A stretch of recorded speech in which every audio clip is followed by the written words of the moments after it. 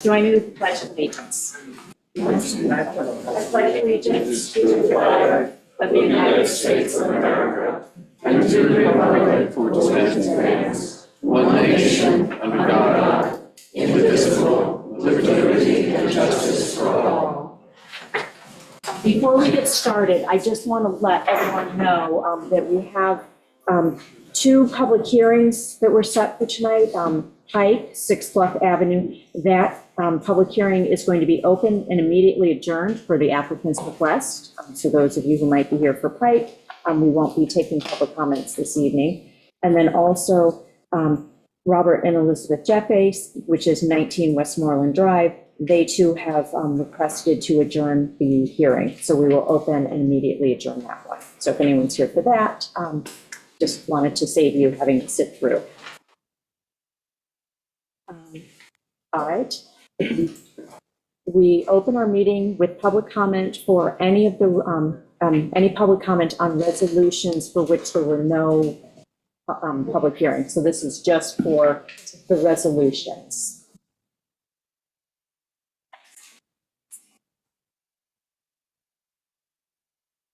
Anyone on Zoom? Okay, so we will get started with resolutions.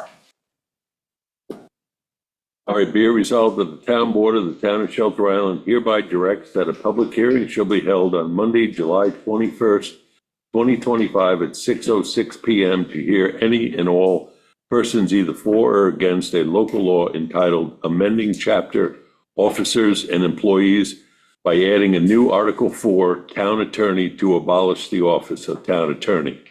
Local law number 2025. Be it enacted by the town board of the town of Shelter Island as follows.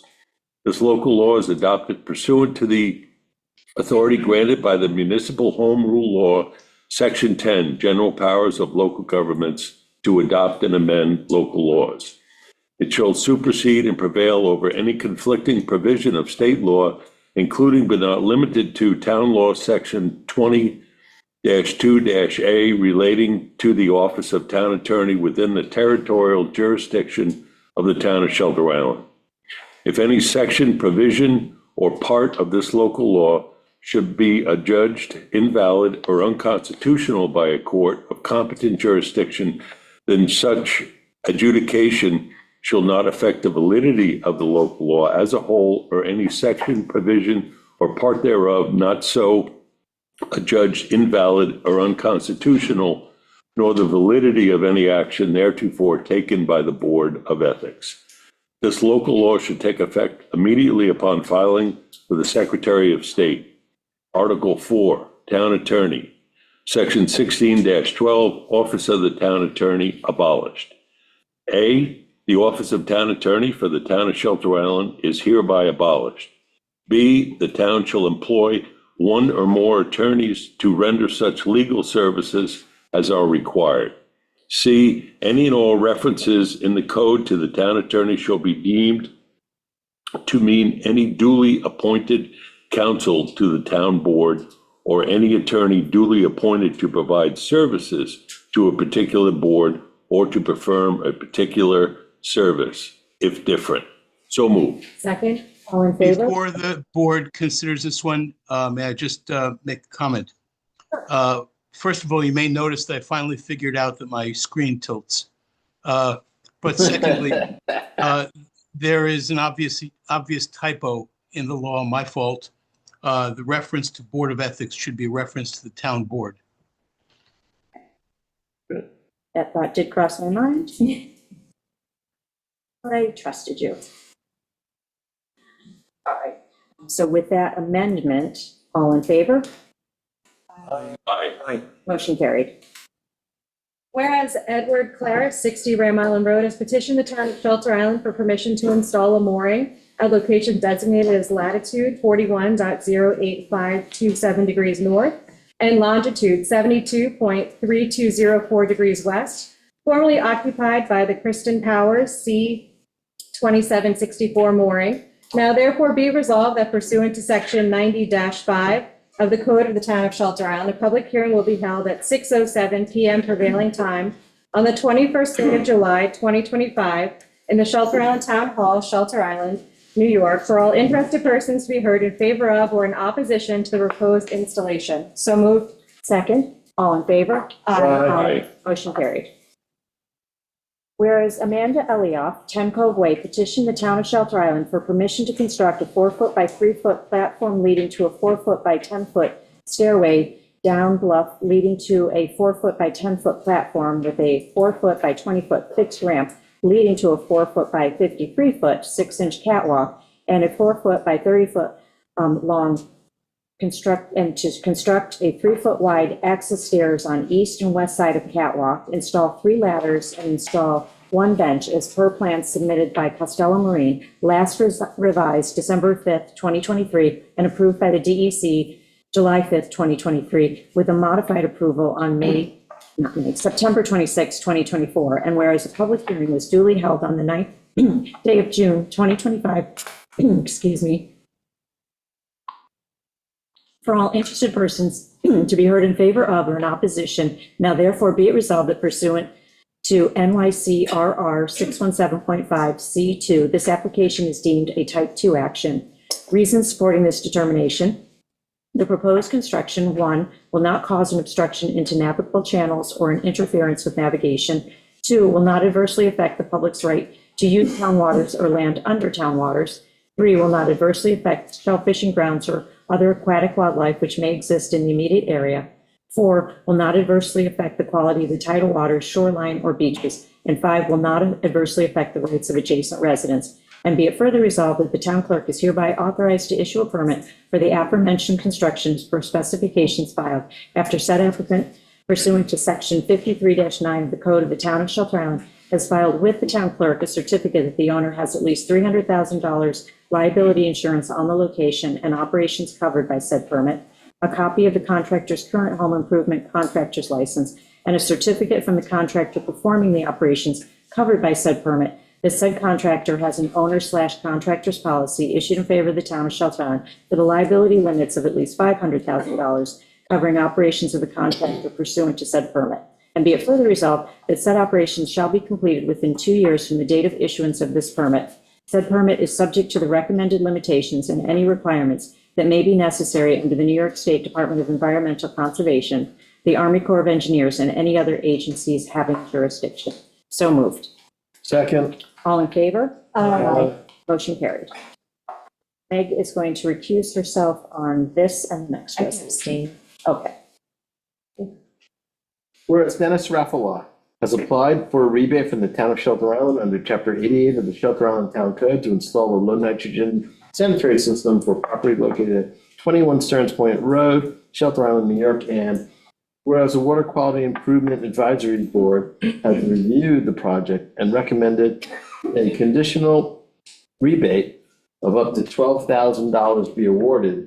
Now therefore be it resolved that the town board hereby adopts the findings of the WQIAP and approves the applicant for a conditional rebate of up to $12,000 in eligible costs upon completion of the project and subject to the applicant's compliance with and completion of all terms and conditions of the conditional rebate agreement. And be it further resolved that a copy of this resolution shall be given to the Water Quality Improvement Advisory Board and the building department. So moved. Second.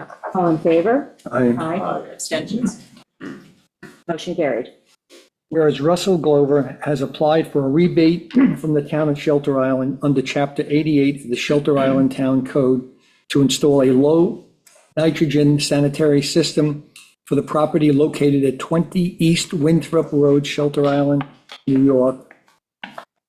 Whereas the Water Quality Improvement Advisory Board has reviewed the project and recommended a conditional rebate for up to $21,000 be awarded now.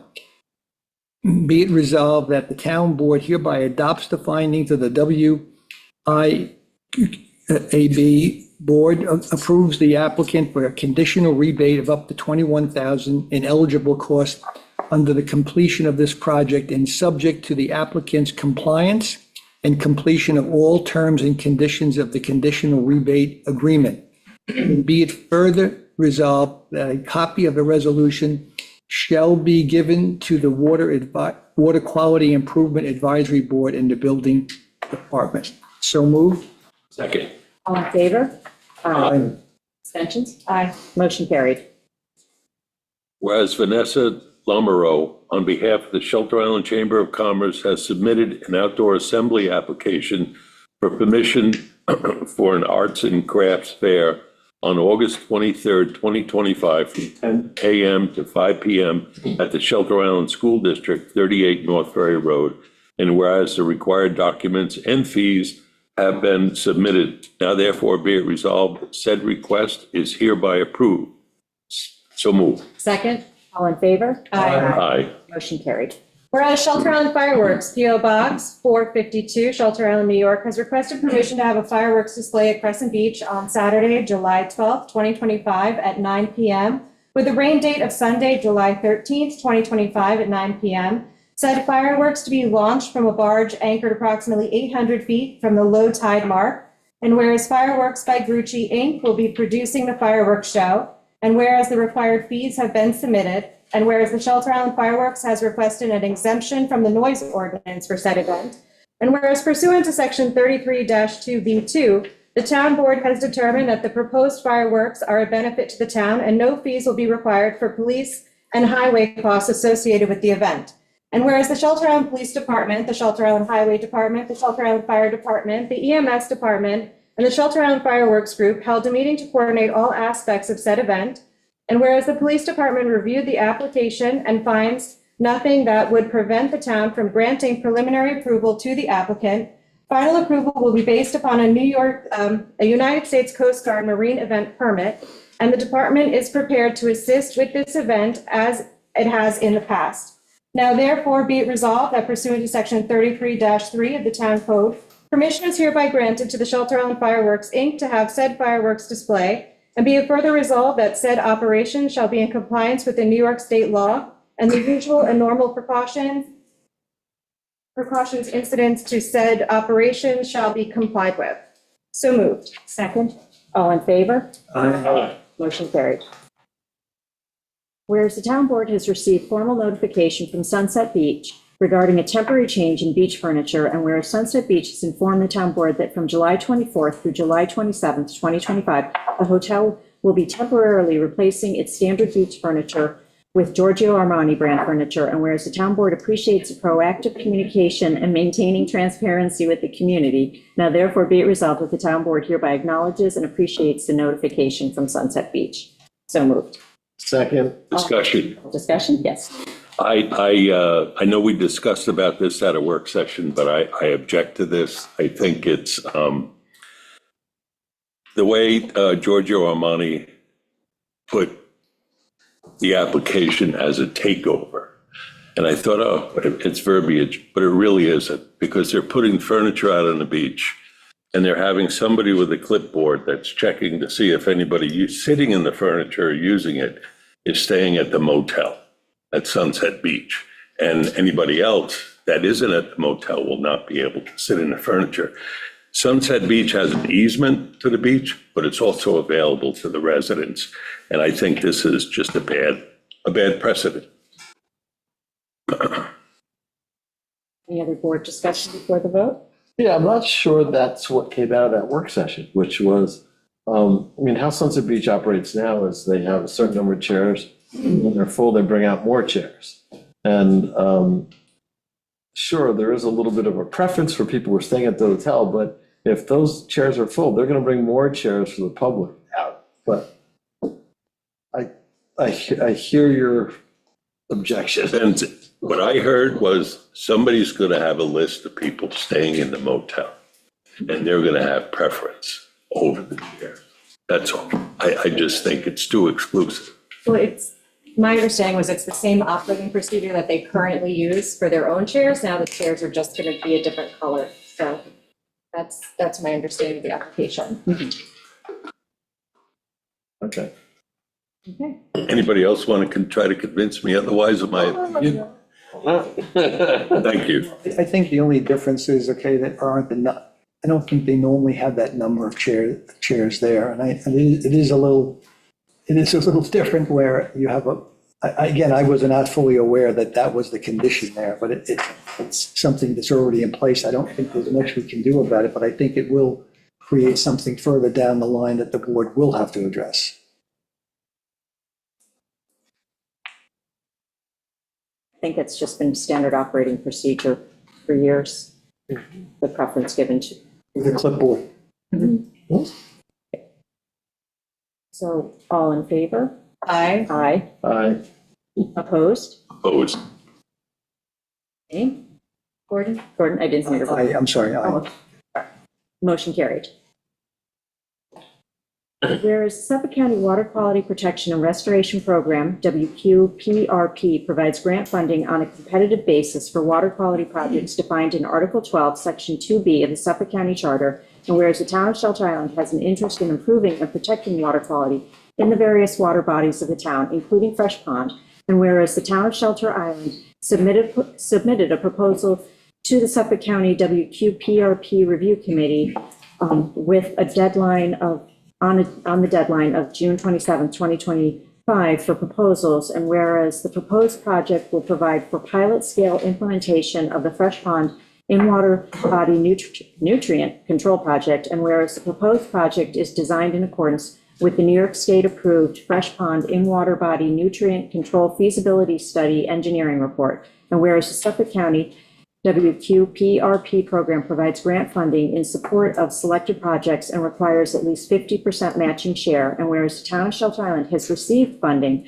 approval from the New York State Department of Environmental Conservation Water Quality Improvement Program in an amount of $260,000 in support of total anticipated project costs of $325,000. And whereas the town of Shelter Island submitted a grant application to the WQPRP program for a maximum amount of $65,000, and whereas the county grant reimbursement is based up to the grant award amount, and whereas the town of Shelter Island has concluded an environmental review of the proposed project and made a negative declaration regarding any potential environmental impacts. Now therefore be it resolved that the town board of the town of Shelter Island hereby states support for the Fresh Pond in-water body nutrient control pilot project, and be it further resolved that the town of Shelter Island will support the required minimum 50% matching funds toward the total project cost supported by the Suffolk County WQPRP should the project receive funding approval from the county up to $65,000, and be it further resolved that the town of Shelter Island will be responsible for funding any project costs incurred above the county grant amount, and be it further resolved that the town board authorizes the advisor or her designee to sign any and all necessary documents pertaining to the project, including but not limited to an intermunicipal agreement subject to review and approval of the town attorney to participate in the above referenced program retroactive to June 26, 2025. So moved. Second in discussion. Yes. That was my resolution, Marie, but you did a great job. Oh, did I skip? No, you just read I through did? it. Oh, I'm sorry. Okay, sorry. Okay, The discussion? That was the discussion. okay, all in favor? Aye. Aye. Okay, so we'll skip you and, oh, I guess I wrote my name down twice. So do you want to skip to Gordon since everybody's? Yeah, go ahead, Gordon. Let's see if we're in the right spot here now. Whereas the town of Shelter Island, Title VI, No, what about that? Kevin the one right above. What about that? one above that, okay? Okay, where Kevin Lemansky of the IT department head has requested permission to dispose of certain equipment that is no longer in use or has become obsolete, now therefore be it resolved that the town does hereby declare the following equipment to be surplus. There is a list of the items here. And let me just finish the rest of this. Be it further resolved that the IT department is hereby authorized and directed to dispose of the aforementioned equipment. So moved. May I just, I'm sorry, may I just mention that the resolution is posted on the town's website? Okay, good. Thank you. Second. All in favor? Aye. Motion carried. Whereas the town of Shelter Island Title VI non-discrimination policy must be reviewed every 3 years and reflect changes in state and federal legislation. And whereas the town board has reviewed the 2025 Title VI policy and finds it to be consistent with federal requirements and the organization's commitment to non-discrimination. Now therefore be it resolved that said policy is hereby adopted. So moved. Second, all in favor? Aye. Motion carried. Whereas the New York State Department of Taxation and Finance has issued a notice of vendor collection credit to the town of Shelter Island for the period ending May 31st, 2025, in the amount of $200. Now therefore be it resolved that the supervisor is hereby authorized and directed to transfer the sum of $200 from the trust and agency account to general account. So moved. Second, all in favor? Aye. Motion carried. Be it resolved that the following 2025 budget modifications are hereby approved. $2,000 increase to the New York, I'm going to skip the account numbers, NYS JCAP grant revenue account to be funded by the 2024-2025 JCAP grant for the purposes of purchasing a new printer for Justice Court, and a $2,000 increase to the IT equipment account. $6,538.04 increase to the DA 2680 insurance recovery revenue account to be funded by the reimbursement check from NYMER for claim number TSHI 2025-006-001, and a $6,538.04 increase to the DA machine repairs account, $2,621.47 increase to the 2025 DA insurance recovery revenue account to be funded by the reimbursement check from NYMER for claim number 2025-006-001, and a $2,621.47 increase to the DA machine repairs account. So moved. Second. All in favor? Aye. Motion carried. I may try and skip the account numbers as well. But be it resolved that the following 2025 budget transfers are hereby approved. $500 from Senior Center Program Provider to Meals and Snacks. $800 from Town Attorney Salary to Town Board Ethics Board Professional Services to cover interim town attorney fees. $12,166.67 from Town Attorney Salary to Town Board Professional Services to cover interim town attorney fees. $3,996.74 from Town Engineer Salary to Town Board Professional Services to cover interim town attorney fees, with PFL savings. $467.20 from Planning Board Chair to Planning Board members to adjust for reorganization of Planning Board. $8,498.86 from part-town contingent to Planning Board members to adjust for reorganization of Planning Board. $476 from Town Board Professional Services to Town Board Association of Towns to correct resolution number 166 that over-transferred funds available from the Association of Town expenses. $263 from Town Clerk Association of Towns to credit card fees to cover the period before credit card fees were billed to a user. So moved. Second, All in favor? aye. Aye. Motion carried. Be it resolved that the supervisor is hereby authorized and directed to expend the sum of $400 from A 3120.491 PD contracts account to Monocene Inc. for membership fee with a term of July 1st, 2025 through June 30th of 2026. So move. Second. All in favor? Aye. Motion carried. Be resolved that the 2025 general claims numbered 1102 through 1245 in the amount of $178,593.81. 2025 highway claims numbered 110 through 126 in the amount of $7,198.45.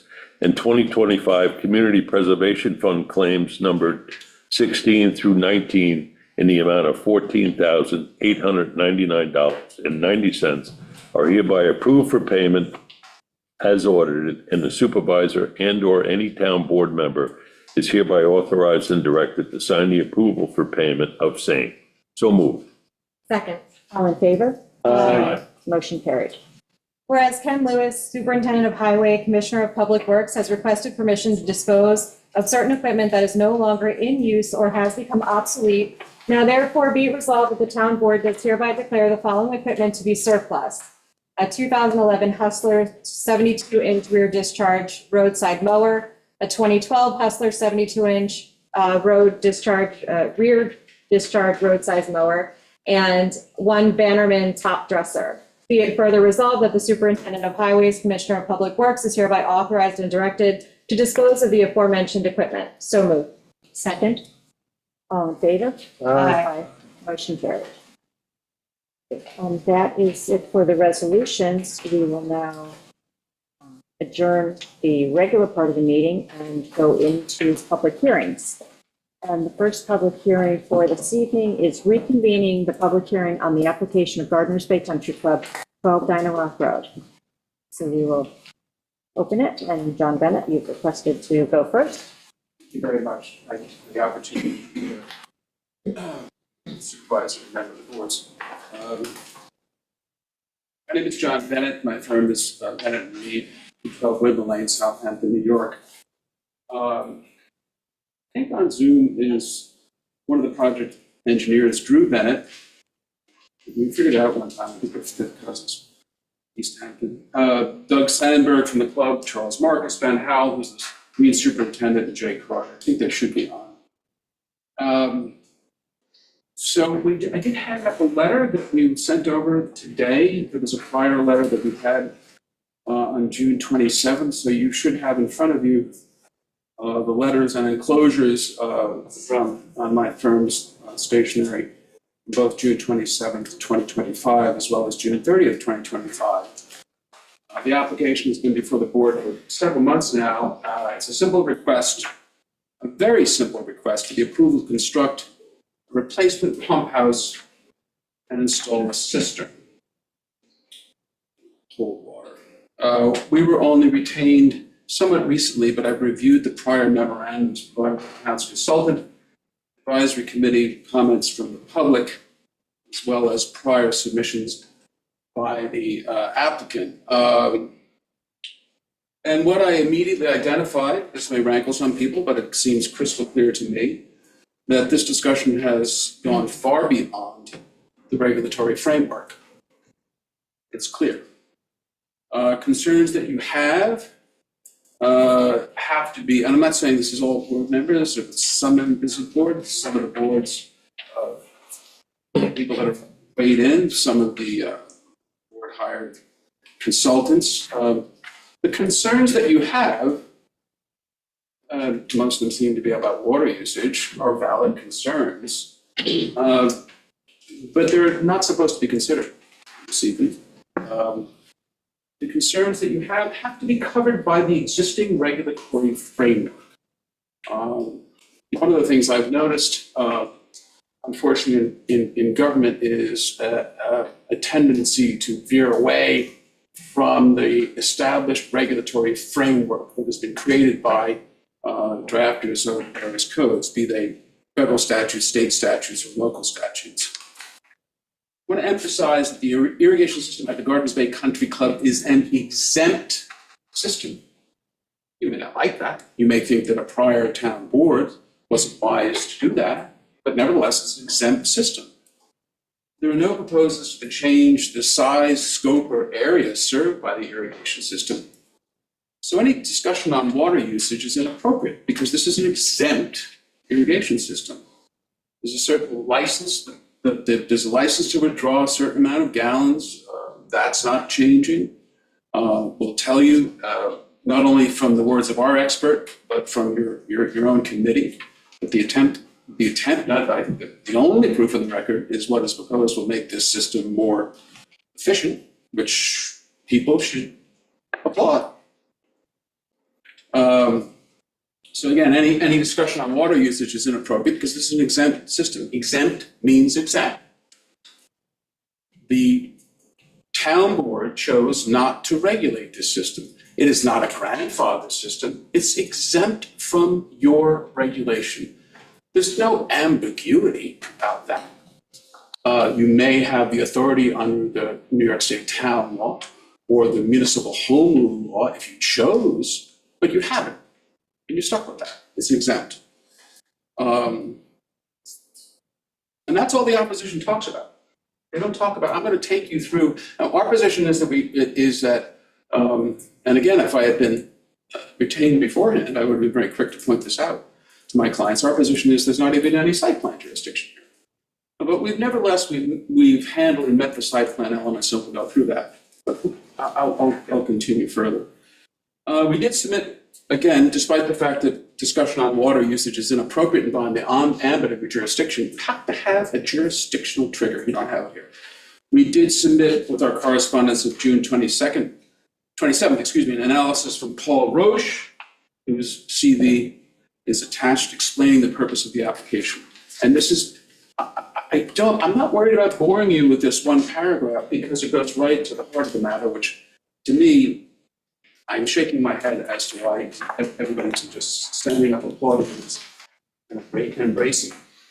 Better manage, and this is our expert, to better manage the water supply. An underground water storage vault was designed to hold well water and provide a holding vessel for other water supply should they become available. The underground cistern can be recharged between irrigation events, which allows the well to be operated intermittently as opposed to continuously during an irrigation event. You don't have to be, an engineer or an environmental advocate to understand the clear and patent benefit of that. That's not the report, that's my comments. Back to the report. Additionally, it allows all automatic irrigation events to occur overnight to increase system efficiency. Previously, given the limited well yield, nightly watering could take up to 16 hours, which will be reduced to under 6 hours by watering at night. There is less evaporative loss, and winds are typically significantly reduced, so there will be less wind drift. This is again, should be applauded. Your own Water Advisory Committee found in their recommendation of March 6, 2025, the project, quote, will have a positive effect on the management of the resource by providing a storage buffer, allowing the club to withdraw water from the aquifer more slowly. Now, water is a big concern. This is going to mitigate that. That's the only evidence in the record. The club will not be changing the existing well, the pump. There's a request to replace an existing pump house with a new pump house and to install a cistern below ground for water storage. The new pump house will be located further from residential properties. That's usually something that people applaud. It will be screened from view. We have a screening plan. Landscape was provided. That's attached to the 27th, 2025 letter, but it was also previously submitted. A very detailed noise analysis is key to our June 27th letter provided by Drew Bennett. And the predicted noise level at 50 feet from the pump house is less than 3 decibels, and is well below the threshold of human hearing. This is a type 2 action under seeker. I don't understand why the project was classified as an unlisted action in the PW Gross report. It is simply wrong as a matter of law. And in any event, Gross's report is irrelevant because it doesn't talk about, even if you had some sort of site plan review authority under this, and I'm going to explain to you why you don't, it doesn't address any of the site plan elements, which presumably you would want people to talk about the site plan elements. Why is this a type 2 action? The State Environmental Quality Review Act is clear. A non-residential facility less than 4,000 square feet in size is, as a matter of law, a type 2 action. The cistern is 27 by 49. That's 1,323 square feet. The pump enclosure is 15 by 25. That's 375 square feet. You don't have to be a math major to realize that's well below 4,000 square feet. So, Paul Gross is a friend of mine. He's a brilliant water analysis guy, but he's dead wrong on the seeker issue. It's a type 2 action. The cistern is going below. It's going to be subterranean. And I'll talk to you a little bit more about how you, in your town code, deal with storage tanks. But even if you consider the size of both structures, they're well below 4,000 square feet. So it's a type 2 action, and therefore, as a matter of law, this is what the state law says, it will not have a significant impact on the environment. So we've submitted correspondence, again, dated June 27th and June 30th, noting the application is simply to request to replace an existing pump house with a new pump house. A new pump house will be piped over to this new pump house, which is about 30 feet further away from properties than now. Much less of an impact on the neighboring residential properties. As a matter of fact, we figure it's about 200 feet from the closest residential structure. About 50 feet from the closest residential lot line. No change in the use, no expansion of the use or increase in density, intensity. Why am I'm going to say that again. There's no change in the use, no alteration, no expansion or increase in the use of density. And your own code section 109-2A2 provides the site plan approval is only required if the use, this existing use, is significantly changed, altered, expanded, or the intensity increased in any manner that will affect the characteristics of the site. I challenge anyone to say how the installation of a cistern, which both your own board and our experts say will increase the efficiency of this exempt irrigation system, will significantly change, alter, expand, or increase the intensity. And that's a jurisdictional trigger that under section 109-2A2 you need. In addition, Town Code section 133-1 specifically defines a structure as anything constructed or erected on or under the ground. That's very typical for the East End codes. On or under the ground, excluding underground tanks. Now, it may very well be that the drafter of the code was thinking of what we call in the trade USTs, or underground storage tanks, which are usually for fuel oil, but that's not what it says. It says underground tanks. Thus, the installation of the proposed system doesn't even qualify as a structure under the town code. Again, under 821010C, this existing irrigation system is exempt. We're not changing it, it's exempt. It's beyond your jurisdiction. As an exempt facility, no further inquiry into the use should be made. End of story. Sometimes the law is simple. It's really something. You look at this thing and you don't have to parse through the sort of minutia and conditions that municipal land use lawyers and I do all the time. That's how we make our living. This one says exempt. That has meaning. It means the supervisor of the town board, when they wrote this legislation, said, we are not regulating this. It's beyond regulation. Even if this was a grandfather system, and I'm not going to educate you guys on that because you know the difference between a grandfather system and an exempt system. And it's exempt, it's not grandfather, but assume for the purpose of argument it's grandfather, which is not. A grandfather system, quote, may be replaced partially or entirely within the irrigated area. That's what we're talking about, so long as the replacement improves the efficiency of the system. So even if this was a grandfather as opposed to exempt system, the only proof that you have in the record, the only proof, part of it coming from one of the own agencies, is that the efficiency is improved. The applicant is not changing the exempt irrigation system, but they're unquestionably trying to make it more efficient, which again, they don't have any, there's no duty or burden or statutory requirement that they do that. So I find it, as I was parsing through these documents, rather strange that somebody's coming in and saying, let me put a cistern because it's going to increase the efficiency of this system. And here we are, 4 months or so from the date of the application. This should have been approved the first night. So the applicant's not changing the irrigation system, demonstrated not only by our expert, Paul Roche, but also your own water advisory committee, which, people jokingly say, and I think Roche, just look at his CV, he's not gonna shade things, he's got a sterling CV. Sort of kiddingly said to him, do you get to play all those clubs that you've listed that you've worked for? Because obviously people that are on the cutting edge of golf course and irrigation efficiency in these clubs. But so people will kid and say, well, you hire an expert to tell the board what you want them to. It's objectively true what he's saying, but your own committee agrees with him. So again, my position is that it's exempt. Site plan approval by the very terms of the Shelter Island Code is not required here. But, as I always like to have alternate arguments, as lawyers we do that. We like it when we can stack up arguments that are successful arguments no matter how you slice it.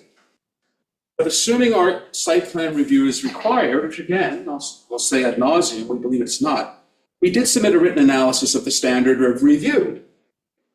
Many of the standards are not applicable to a project such as before this board, which again only seeks to approve an existing facility. So let's assume for the purposes of argument, which we don't concede, and by the way, I should have started off by saying, yes, the applicant submitted the town's request site plan application. That was prior to the time they had any council. They were trying to be a cooperative. But in filing that application, the applicant did not waive its right to argue that the site plan review is not applicable. A waiver, which someone might argue, is a knowing, express, unambiguous statement and cannot be implied. That's so much case law I decided not to even cite it because a waiver has to be knowing, express, ambiguous. And in addition, subject matter jurisdiction, which is what we're dealing with. You've exempted this whole area from regulation. Subject matter jurisdiction can be raised at any time. And any council will tell you that. So let's go through these standards in the site plan, what you look at. And again, this assumes for the purposes of argument that there's some sort of jurisdictional trigger here. Which again, we don't think it's clear that it isn't. So what do you look at? Traffic. Construction of this pump house will not cause any increase in traffic. Pump house there is going to be replaced. So you don't have to be a traffic engineer to make a determination that there is no increase in traffic demand.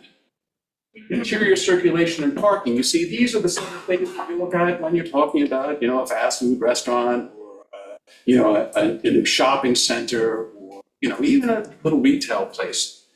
Interior circulation and parking. No changes to the existing parking are proposed, and the construction of this pump house will not increase any parking demands. Taking you through this stuff, that even assuming arguendo, or some sort of site plan review. Landscaping and screening. A detailed landscape plan was attached to our correspondence of June 27th. It's Exhibit D. It was previously submitted before the board. And again, the pump house will be located 50 feet from the closest residential property line and more than 200 feet from the closest residential structure. Be located 31 feet further from the property line, the existing pump house. Again, scratching my head. This should have been no big deal. Move one night. Existing development, we're proposing a replacement utility building. No increase in density is proposed. Again, I'm going through these site plan standards, even assuming arguendo they were applicable. Natural features and environmental concerns, as confirmed by our environmental consultant, Teresa Mason. The proposed pump house and the cistern will not be located adjacent to any wetlands or water bodies. It's one of the things that we all on the East End want to make very sure that we're not going to have any impact on any of the regulated water bodies. And it's proposed to be located within an existing cleared portion of the property. It's a type 2 action. It's an exempt application. The only proof before you is that it improves sufficiency. Cultural features, no cultural features have been identified, nor could they be. Pavement, there's the sort of things you look at. No additional paved areas proposed. Lighting, we're proposing the installation of a single dark sky compliant light fixture above the entry door. Respect for the lighting fixture was included in our June 27 correspondence as Exhibit D. Drainage. If the building inspector wants us to put any runoff from a 375 square foot building, 375 is about a third of the size of a small ranch house at most, we'll put a dry well there. but it's well under an acre, so there's no SWIP requirement. That's when you're going to disturb more than an acre. Nothing there. Public utilities, the existing irrigation system is exempt. And the applicants are proposing the installation of a cistern which will provide for water storage, thus reducing the continuous draw by the existing pump well. No wastewater system is proposed. No wastewater. No wastewater. There's no public address or sound system. Again, checking off all these things that you would look at in a site plan. And again, Drew Bennett included a sound analysis demonstrating that there'll be no sound trespass, zero sound trespass. Reed was concerned about energy conservation, and the applicant will required to demonstrate compliance with the New York Energy Code. That's a building permit aspect, which I think should be pretty darn easy, since the sole proposed exterior light fixture will be located above the entrance door, and LED dark sky compliant fixture. The applicants proposed the construction of one-story, 15 by 25 pump house, 37 by 49 low-grade system. The size of the property, it's the Rogers Bay Golf Club, which everyone is, country club, which everyone is familiar with the size of it. It creates a lot of open space for the benefit of the town. It is a wonderful cultural institution in this town. It has created, I wish I had a golfer, not a great one, but I wish I had $1 for every time I ran into a kid or a young adult, even someone in their middle ages that learned how to play golf in the children's program system. That should be cherished. It creates enormous open space. It creates a cultural center for the town. It's trying to increase the efficiency of an existing irrigation system responsibly. Doing this responsibly, they should be embraced. The size of the property, again, is more than adequate. And again, I do want to note that town code specifically excludes underground tanks from the definition of structures. I'm more than happy to answer any questions. Sometimes the law gives you something that is refreshingly clear. The system is exact. You may not like that as a current town board member. You may think it's a good idea. But regardless, that's the regulatory framework that you're dealing with now.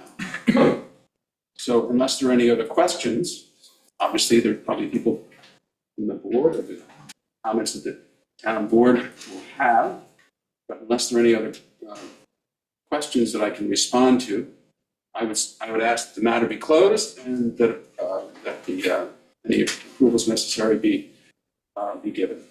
Thank you. Any questions from the board?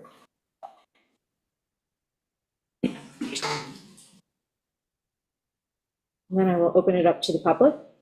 Supervisor, before you take public comment, I just want to mention that because Mr. Bennett's second letter was received today, the public has not had an opportunity to see it or to comment on it.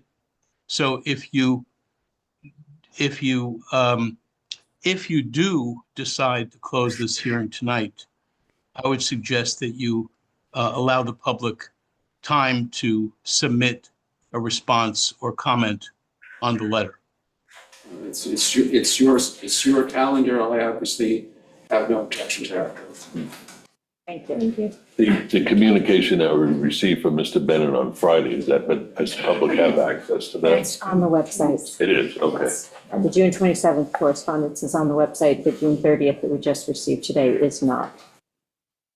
I have a few people who did write down that they wanted to speak. Are you Doug Sandberg? I am. Perfect. My name is Douglas Sandberg, Sandberg. I'm a Hay Beach resident for over 20 years. I'm also president of Gardens Bay Country Club. And, I just want to make a couple of statements that, our board is committed to operating the club in an environmentally responsible manner. we made a mistake taking the home prematurely for this cistern, but we strongly still believe that the merits of the holding tank are, and its positive impact on the aquifer should be considered. And I would be happy to set up a meeting for the board, for your board, meet with our irrigation expert, where he can answer any questions that you may have on the efficiencies of the system and impacts that he believes will be positive to the aquifer. So that's just Who is that person again? Paul Welsh. Thank you. Thank you. I also had Bill Mason, you had signed up. Yep, if anyone wants to speak on behalf of them, I think it's best that they go first if people have. I was just going in order of who had signed up, and whoever raises their hand. All right. Bill Mastro, I don't have to spell it, you're not official. Can you spell it for the recorder? He's not an official recorder for the. No, he's an official certified shorthand. He's not I've asked doing him. it for the town board. I'm speaking to the town board, not to you. Not to you. So I follow the protocols we do here all the time. Please proceed. Right, my comments are directed to the town board. And I thank you once again for hearing us.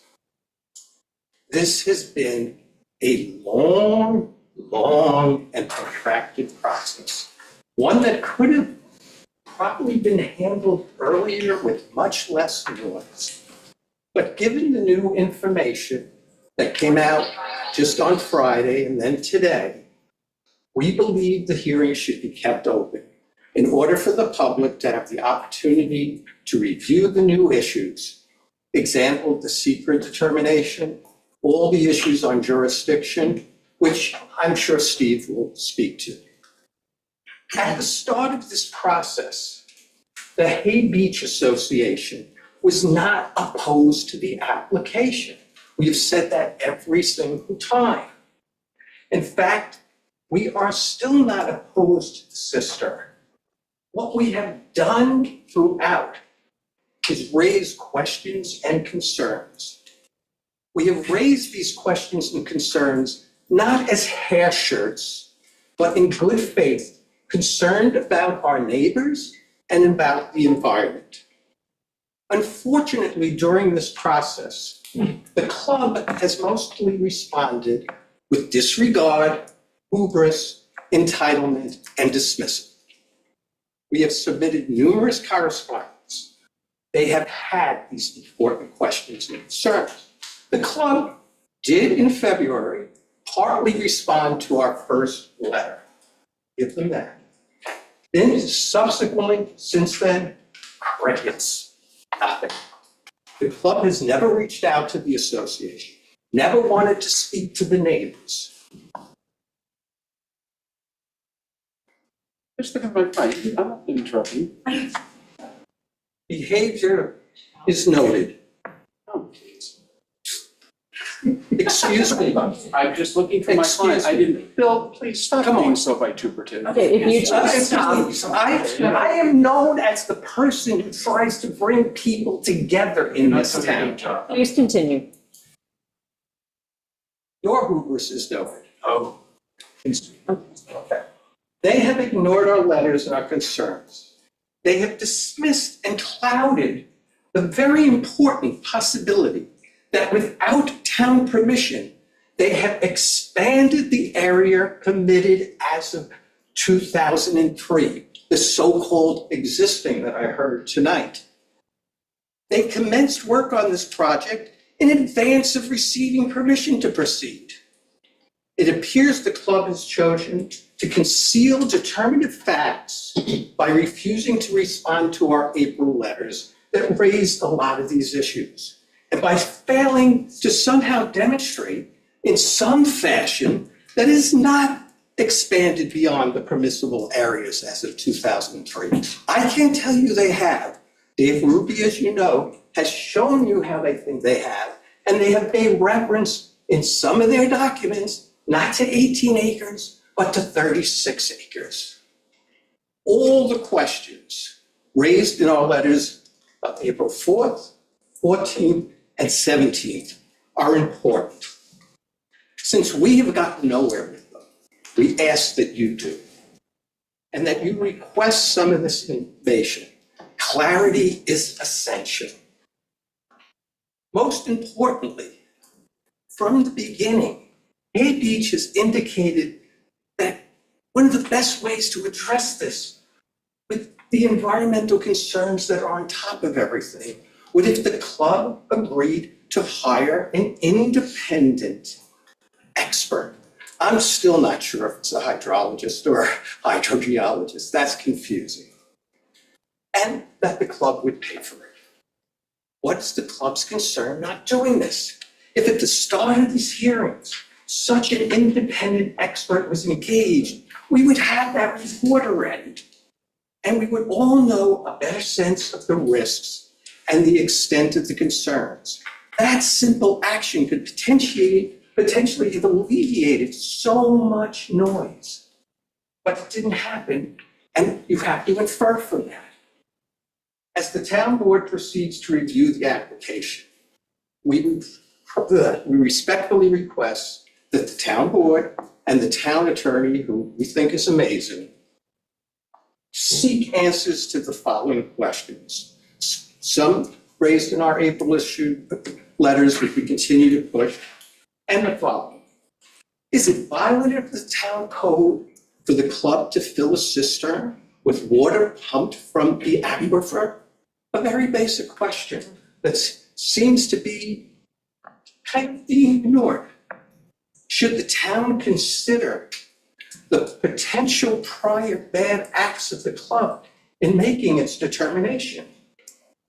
Simultaneously with reviewing this application, should the town determine if the club is in violation and has expanded irrigation area of 18 acres permitted in 2003, as they have indicated in their documents, not ours, 36 acres. Hay Beach's April letters sought evidence that would confirm or rebut that. We don't know that final answer. Absent a fact-based response with evidence, should the town board infer that the club has illegally expanded this irrigation? What is the actual expansion since 2003? On other issues, should there be an audit of the club's unaudited submissions to the State Department of Environmental Control? Didn't have much time to look at what came in on June 27th, obviously. But we did see in Appendix B reference to use of the cistern to provide a holding vessel for other water supplies should they become available. This highlights that the cistern is in fact probably an initial stage of a larger plan, the Fazio plan that we all know about. That it is indeed seeking a larger even cistern. How should the town consider this information as part of the big picture, some of which we know is very problematic? Although often glossed over, what is the true, I don't know the answer to this. What is the true situation regarding the likelihood of increased noise from the proposed pump house, which is now going to have something outside, and how might it affect the quiet enjoyment of the club's neighbors? Finally, what inferences are fair to draw and consider from the club's continued refusal to have this looked at by an independent expert? I thank you. This has gone on way too long, and I hope that I don't have to come up again. Oh, and I will submit the questions. Okay. That was everyone who had signed up to speak on this. Is there anyone in the physical audience who wishes to speak on this? And my preference would be for people who have not spoken before and bringing new information, new questions to light to start off with. On the Zoom audience, I see Pam Demarest. Yes, hi, good evening. I realize this is a continuation of the last public hearing, and at the end of that last public hearing, Oh, Pam, you got muted. uh-oh. So we heard at the end. Okay, there we go. So at the close of the last public hearing, it was decided that Councilman Diet was going to go to Gardner's Bay Country Club and do an inspection of the golf course to see what in fact was expanded since what was existing there in 2003. I'd just like to know whether or not that visit has taken place, and did they in fact invite someone from the Hay Beach Association to go along for that inspection? Well, Pam, you're correct, and that's what we discussed at the last hearing, and that never happened. So it was never set up, it was never. Well, it seems to me that that's pertinent to this application, and that's another reason to adjourn this hearing this evening until that information has been parsed from the application.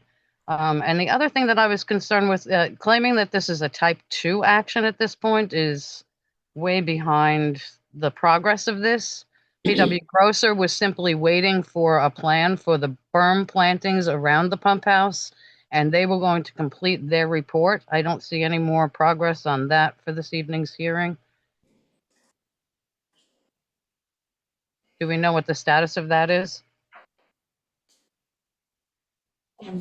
I'm expecting that report to address the fact that this is not just an irrigation system, and in fact, a system that will disperse pH controls and wetting agents across the golf course. That's the environmental concern here, and the runoff of that chemical amenity to this irrigation system. And of course, my other objection to this is that the town code says that cisterns are not to be filled with well water. And that still has not been determined by the town board whether or not that applies to this application. So those are my concerns. Thank you. Thank you. I do see an email. John Quinn is on Zoom, and you had requested to speak. Yes, thank you.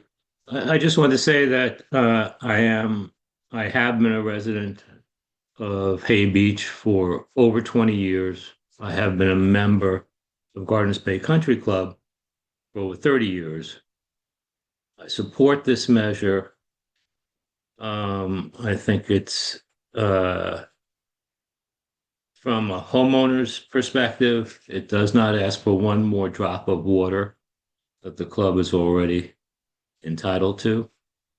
From also a homeowner's perspective, I think it is environmentally a very sound move that will benefit myself and my neighbors. And that's it. Thank you. Thank you, John. Michael Marquez, I see you have your hand raised.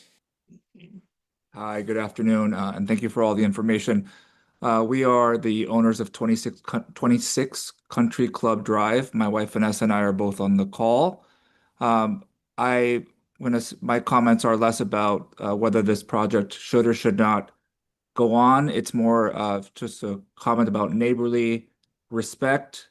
It looks like an industrial construction site behind our home. It's been that way for months and months with trailers and wires. And we've asked for this to be looked into, and it still looks exactly the same. It's now in the peak of the season. Shelter Island's still relatively new to us. We love it. And we wish that, and we're members of the club, very happy social members of the club, but we're unhappy neighbors to have to look at what looks like a stalled project. And there's certainly materials there that I'm sure can be moved and cleaned up, while others might be more complicated. So we'd ask the club to please look into this. Thank you. Thank you.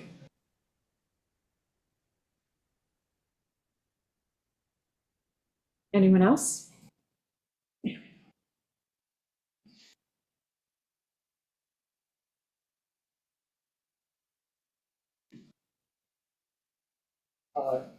Glenn Waddington, Waddington. I didn't have. Thank you very much.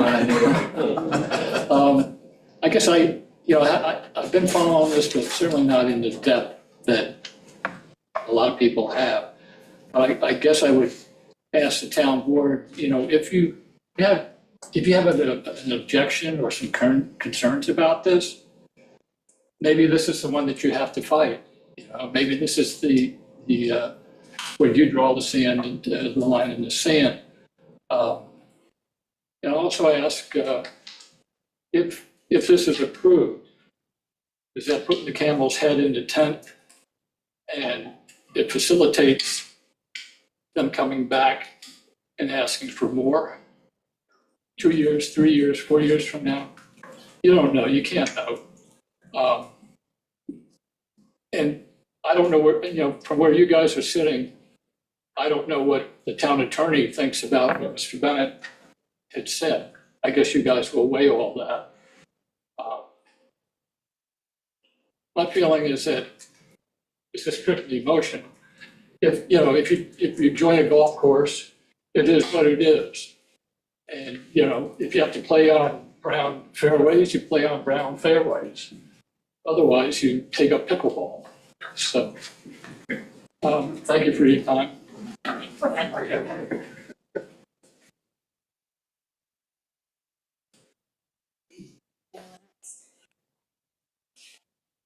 Anyone on Zoom? Okay. Town board, how would you like to proceed with this?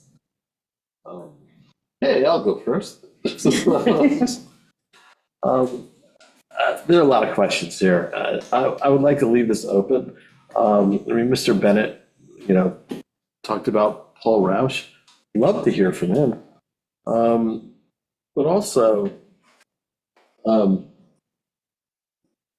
Gardner's Bay Country Club also just offered the sit down and bring Paul Roush and present to us. I think that is something worth leaving this meeting open for and hearing from. And then you can layer on top of it the fact that, yes, we were supposed to go inspect this course and we never got that invitation. There is, on top of that, the new letter from Mr. Bennett that came in this morning. That needs to be digested. And there are about 10 other things, but, look, for the record, I'm not a golfer, granted, everybody knows that, but I also think that it's important to take important organizations in this town and improve them and work on them and make them better. But that also has to be done in sort of a courteous and open manner, and information needs to be shared and exchanged and offered. And that hasn't happened in this situation all that well. And, let's do that first before we come in here and talk to us about entitlements. And so I'd like to leave this open just so we can exchange and work together. Take a shot at the town and Gardner's Bay Country Club working together to get the best result for the community, the environment. And we're here to protect the public and do what's in the best interest of the town of Shelter Island. And I think the best interest of the town of Shelter Island is to leave this open once again. That's my 2 cents. Okay. Anyone else want to weigh in? Okay, I will. I was away and did not get a chance to read through the June 27th correspondence, and obviously not today's. Therefore, I too would like to leave it open, but I'd like to see if we could wrap this up at the next meeting and close it. So what I would suggest, and Steve Leventhal, if you, weigh in if I'm going off track here, is I would like to have all of the town board review all of the information from the past public hearings, all of the correspondence by July 8th, because tomorrow's work session, it's too soon, and also it's too full. By July 8th, and we come up with a comprehensive list of things that we need. So as Bill Maestro said, there have been questions that have not been answered to the Hay Beach Association. The Gardner's Bay Country Club is not obligated to answer the Hay Beach Association. We have public hearings so that we hear from the public, and then if we decide that there's a question that should be answered, then we should make that known to the applicant and ask those questions. So what I'd like to do is, at the July 8th work session, come up with what are the final questions that we need to ask so that we can close this. So we'll adjourn to July 21st? Yes. July 8th. July 8th is the work session, so it would just be the town board discussing what are, So, oh no, it's up to you. it's not, it's, we have to make this happen. It's not the public. The public has had a chance to weigh in on numerous public hearings. If there's any written correspondence, please get it to us by July 8th so that we can consider, actually, get it to us by July 4th, I would say, so that we have a few days to review it and go through everything. We asked that Mr. Roach come and talk to us then as well. Well, that would be at the public hearing on the 21st. Okay. How do you all feel about that? Fine by me. I think that's the right attitude to take, to get these questions. The only comment that I have that I think that seems to be of concern is that I think it would be, I think the community and people would be a little bit more at ease, okay, if they knew really if the club were able to share, okay, what the overall plan is, okay? Meaning, this started off as something different. It talked about collection. It seemed to be a moving ball. Okay, can I just finish? Sure, I wasn't interrupting you. So I think that, it started off in terms of collection and rainwater. And this thing has been moving around, and through the years, it's moved around, okay? I think an honest conversation, perhaps with the community, okay, of really, what's the overall goal? I don't know whether you're capable of, sharing that information, but I think it would go a long way of developing trust so that we can get an adequate solution and people know the real facts here. So that would be my suggestion, okay, is how improve the dynamics that are going on. The club had been before the board and before Hate Beach and this environment, but it just seems like these things keep moving around. And I think that's what's got folks on edge. And I think if you were just a little bit more transparent about what your overall goal for the long term, I think there'd be a better feel. Respond to that if you'd like, or I won't say it. No, that's fine. You can respond, sure. Oh, yeah, quite simply put, the application is the application. The application is the application. Quite simply put, that's all there is. The application before you. Anything else would be conjecture. Anything else would be conjecture.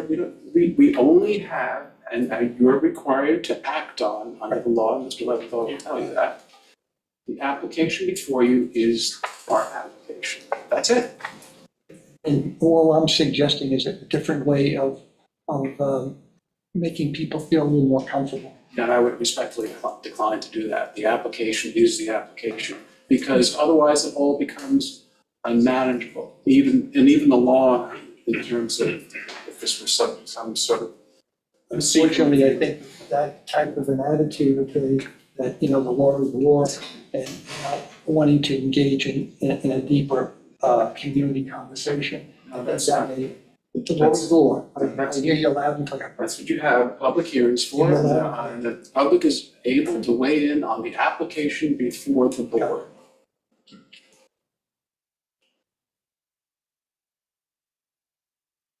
Thank you. Yeah, where we are is, we'll get the June 30th letter posted on the website, and any written correspondence by July 4th for us to consider when we talk about it at the July 8th work session. Make a motion to adjourn this public hearing. Second? All in favor? Aye. Thanks for listening to us. Oh, and as everyone who is only here for this, please exit the building quietly.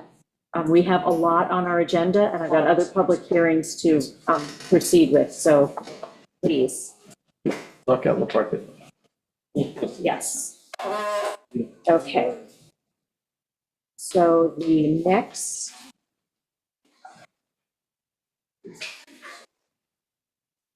All right, I would like to reconvene the public hearing on the application of Ingrid and Robert Fagan, 1 Tarpettle Road. And open the hearing for all those in favor of or in opposition to it.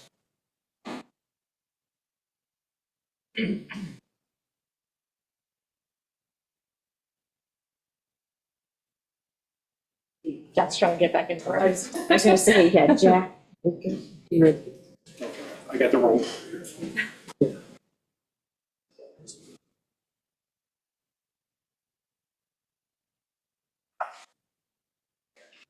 if I remember correctly, it's been a couple of weeks since I watched the public hearing last time as to why it was closed. So the three of you who were here, was it because Jack, you requested? Oh, go ahead, Amber, you know. It was adjourned because there was a full board and the application.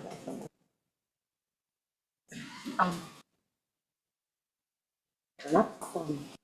My only comment to that would be is just if, someone's not here because I was away or Meg was sick, you can proceed. It And was their request. yes, We okay, were but ready to go. yes, I'm just putting it out there because we can always go back and watch the tape. Mr. Costello requested that. Yes, no, I'm just, Both. yes, I'm just letting this board as well as the public know that we do go back and watch the tape on things, so. That being said, you're now here. You're open right now? Yes. Yep. Yes. Jack Costello on behalf of the applicant. This is a conforming doc that we're applying for. And I just requested the full board be here for it. It's out of respect for everybody. I don't see any reason to deny this application. It meets all setbacks and it adheres. It's a DEC approved doc, Army Corps of Engineers, Department of State. Now we're in front of you as the last authorization. There was one question floating around. There had been discussion around limiting the stock to non-motorized vehicles, Non-motorized. and that is part of the. That's part of the application.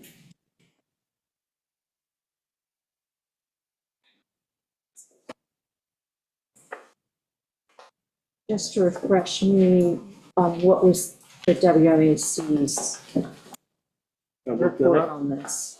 WAC was a split 2-2, 2 in favor, 2 opposed, 1 abstention, 1 recusal. No recommendation.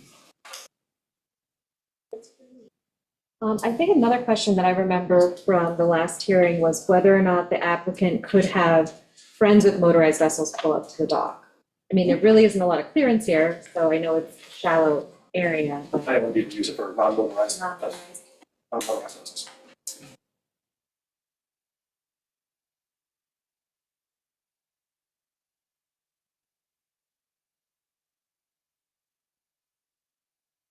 Any questions from the board? Further questions, I should say. No, not for me. I'll open it up to the public.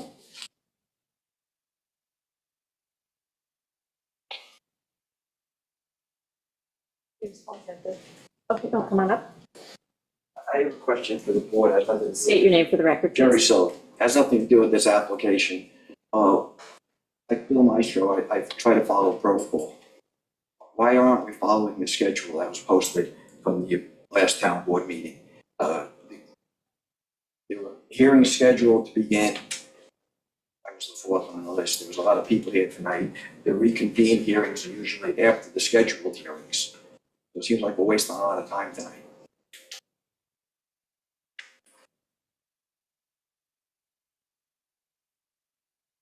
Normally, we do the scheduled public hearings and then go to the reconvened ones. Can't answer that because I wasn't here to set the agenda. Yeah.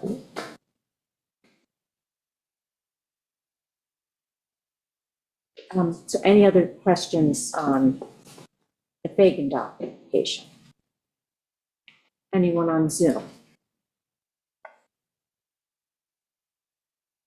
All right, I'll make a motion to close this public hearing. Second? All in favor? Aye. Aye. Aye.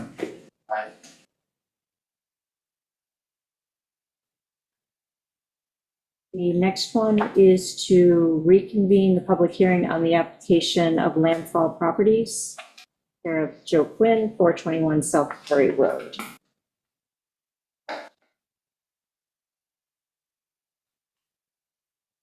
Jeff?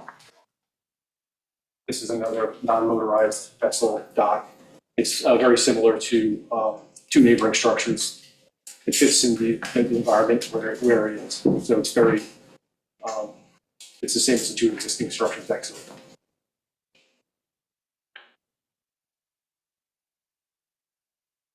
It's a pretty straightforward dock.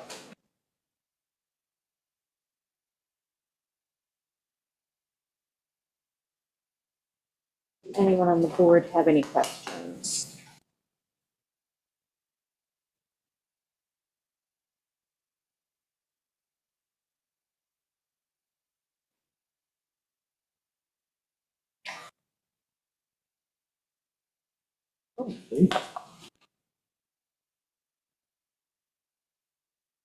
This is just about Southbury office, right? It is. It's down in Schaumburg. I was going to say, yes, in Shaw's Harbor.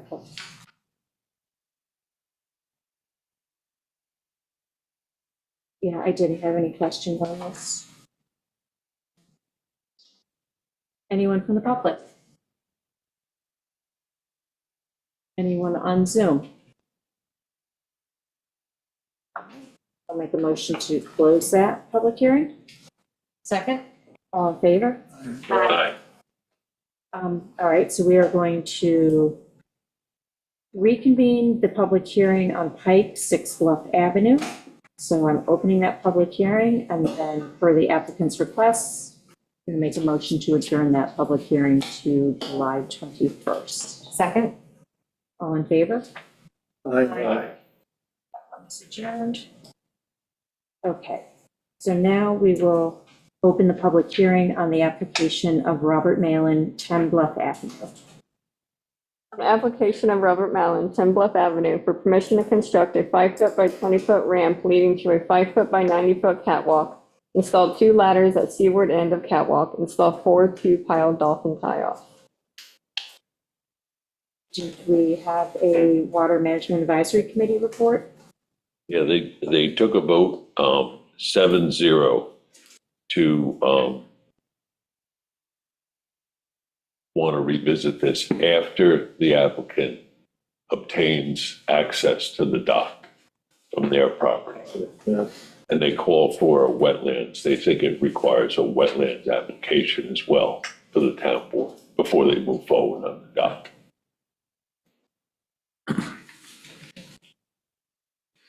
They resolve access to the property? So that's what we're trying to resolve, is the access to the property, so we could just leave this open. No problem. Since we have opened it, is there anyone from the public who wishes to speak on it? Peter, come on forward. This is the Peter Hinkle, 10 Spring Garden Avenue. I actually come here for the other hearing. I'm not very unhappy any docks are being built along that from the beach club down to White Hill. Matter of fact, if you come across the ferry and look from Cheaper Point of the yacht club all the way down to White Hill, there's 2 docks now. One for the beach club, 50 feet long, it's been there for a very long time, and doctor, the town board unfortunately approved at the end. That beach is it's a wonderful beach. I've walked up down since a kid, my grandkids, my children walk up. If we start putting docks in there, it's really gonna hurt the access to that. I know I guess you have to have ways going over the dock, but I know what it will be, like no trespassing, cameras. They'll try and intimidate you for not walking the beach. But more importantly, that beach is very fragile. It has definitely gotten smaller over the years. And this particular application, it's probably about, I was fishing the other day, went by it. It's about 50 feet tall. It is very fragile. Any kind of staircase coming down here is going to bring a lot of sand down. And matter of fact, I think the whole thing about building on those bluffs should really be looked at town code. I think that's one of the reasons why a lot of that beach has just disappeared. And there's another reason why the people at the end had to build a big bulkhead. But I would be very much against that. And also, it's a crazy place to build a dock. There's a lot of current there, there's a lot of wave action. It's very hard to keep a boat on the dock there. If you go down there, I guess it's because it's fairly deep there. There's a lot of current, and the waves when they come in it's not shoaled like on the other side of the ferry dock. They come in, and they're big waves when they come in. I don't know if the town looks at that. It just seems to be a silly place. I'd be very much against that for a variety of reasons, especially walking, but I think it's a very fragile beach, and beaches are very important to this island, and they should be preserved. They're as important as the open land we have we're preserving.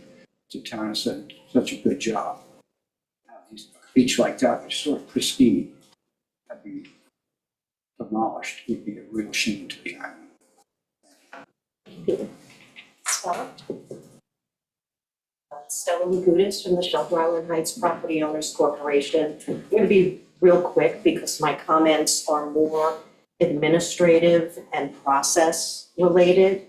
The first thing I was going to bring up was what Albert brought up, which was all 7 folks at the WMAC said, let's not vote on this unless we have the stairs in front of us. So that's great.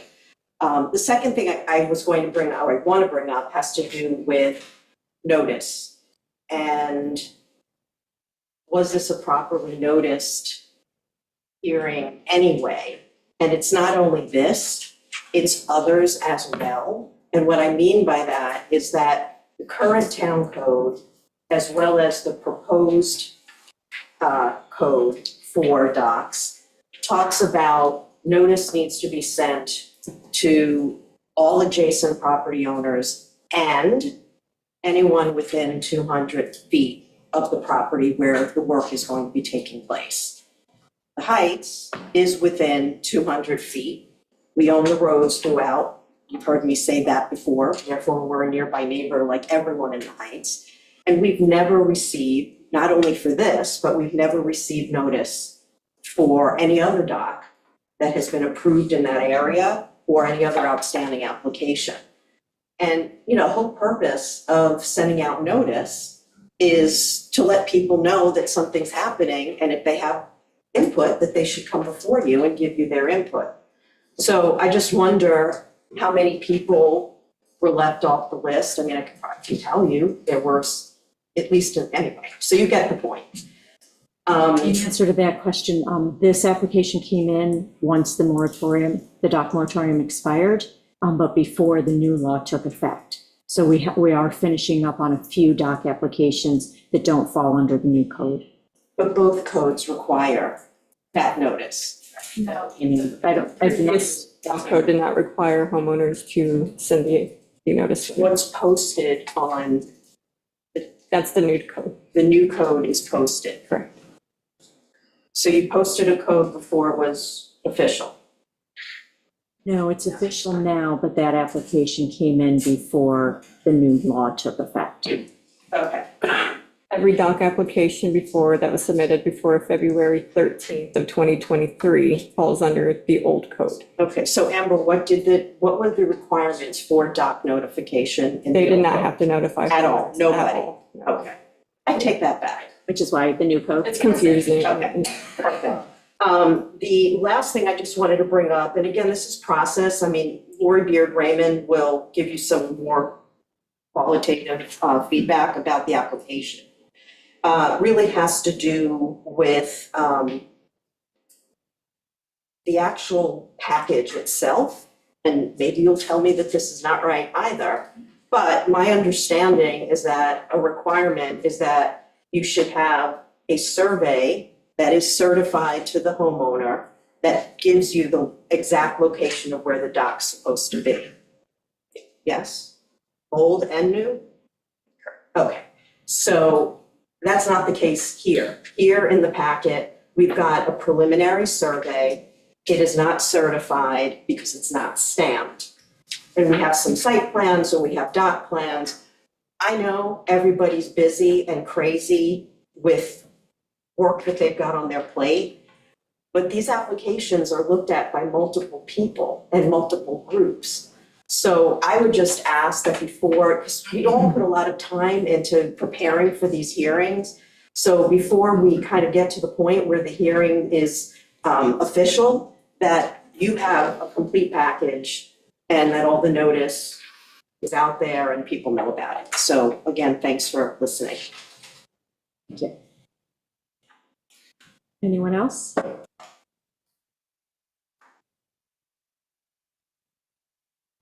Evening, Deirdre Raymond, I'm here speaking on behalf of the Shelter Island Heights Property Owners Corporation.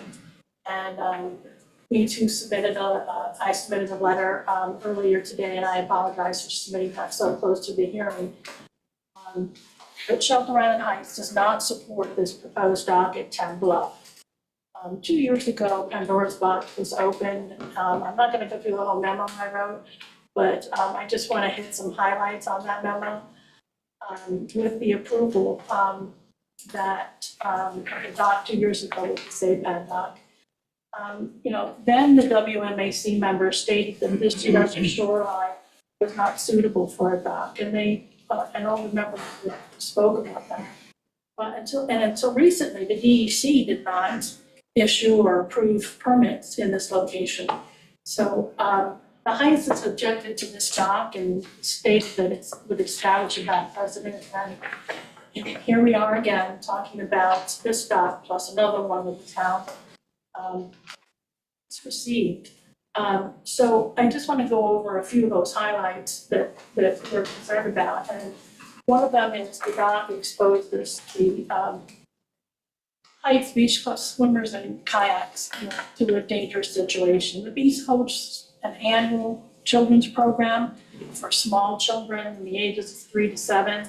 That distance between the beach club and that west property line is really too close for comfort. We already have high winds, strong currents, and rough water coming in from the current boat traffic that's out there. Bringing the boats even closer to the shoreline and to that beach club is a concern. Navigating a boat in those strong winds and currents is not always easy, and I'm not a person that can drive a boat, but I've been on many where people have struggled with those currents and winds in certain situations. The site plan shows a ramp up above the mean high water line and abutting the beach grass. So the design is inconsistent with section 53-11A of the town code, which states the public must have an unobstructed passage. In this case, the public would either have to climb the dock, trespass over private property, or walk in the beach grass above all of that, which is private property. So that has not been addressed properly. This unsheltered stretch of shoreline, which is, as I mentioned earlier, extremely high boat traffic, is completely exposed. Makes tides and navigation difficult in this area. There are 3 moorings at adjacent properties to navigate around. There's one that currently has a boat on, the two right now don't have a boat on, but usually do. The plans don't acknowledge these moorings. So they have excessively long leads that are impacting, again, by strong currents and winds that are bringing those boats with those long leads quite a far distance. But I ask, how do the docks and the moorings coexist? I don't understand how the WMAC can look at docks without looking at the adjacent moorings and the proximity of that area. It all has to be looked at as a comprehensive plan together to understand how one affects another. Environmental issues, This proposed dock, as we had said, has no access to it. As of today, I could not find anything on the town website that was posted or approved or even submitted for a wetlands permit for stairs down the bluff to get to the dock. And the WMAC has said, voted that for this reason, the application, they didn't want to discuss it until those steps were taking place. And then they also revoiced that this was an inappropriate location for a dock. So I just ask you, shouldn't this appropriate steps take place before a dock hearing is even held and approved? Both the current comprehensive plan and the proposed comprehensive plan call for preservation of island vistas. This dock would impact the scenic vista of the shoreline along with the stretch of beach with bluff that has native vegetation that, if not protected, will be lost forever. This is our island's welcome for those that are approaching by the ferry or private. We must preserve the Heights bathing beach. It's a key component to the Heights Historic District. This has been this is part of that historic district, this beach. I mean, that's its name. Without this historic beach, it's just another historic asset that is lost forever. Property rights have been cited as one reason to allow the dock to move forward. About the property rights of the nearby neighbors who are entitled to quiet enjoyment. The dock, with their will limit ability to swim and kayak. Shouldn't the nearby neighbors, including the Heights, be allowed to use our properties without the disturbance or intrusion of a dock and the boats that come to those docks? Another good point we talked about is the proposed dock on lands the town has jurisdiction on. Is that land that the dock goes over is actually the town's land. Therefore, the proposed dock is not entirely on private property. So property rights are not a singular or valid argument. The town board has an obligation, to protect the interest, public health, safety, and the general welfare of all Shelter Island residents and visitors. So again, we respectfully ask the Mountain Board to deny this application due to safety and environmental concerns that I presented tonight, in addition to the letter that I wrote and sent to you earlier today. Thank you.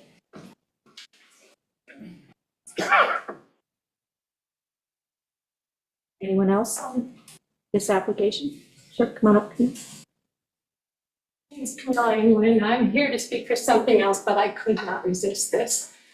I have been hearing for months about this dock issue, and I have to say, I'm appalled. These people own waterfront property. These people pay waterfront taxes. These people have the right to enjoy their waterfront with a dock and a boat on it. If they have to put a heavier dock in to support the current, let them put a heavier dock in. This beach is not, this land attached to the beach is not owned by the town. The actual beaches, people know they can walk. There are ladders you can put to access so that people can walk over their docks. I really feel like this whole thing is being run by people who say, I have mine, you don't need yours.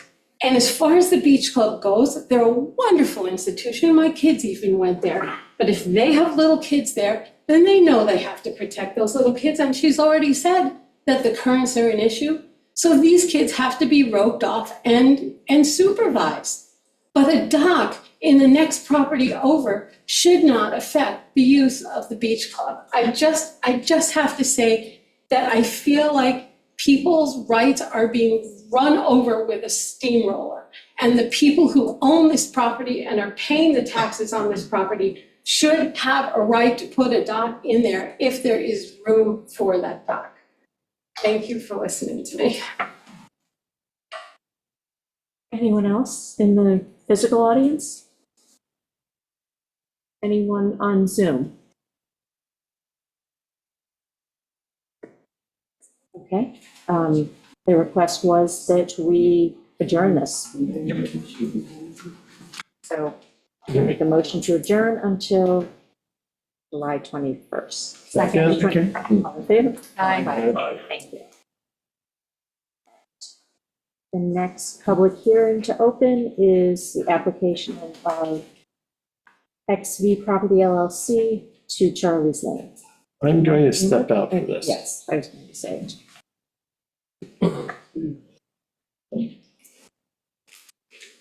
On the application of XB Property LLC, care of Harry and Kathy Totonis, 2 Charlie's Lane, for permission to remove 16 piles and 192 square feet off the seaward end of the stationary dock, construct a 4-foot by 6-foot platform with a 3-foot by 12-foot aluminum ramp leading onto a 5-foot by 40-foot floating dock secured with 2 anchor piles, supply and install 4 tie-off piles, and add 6 fender piles.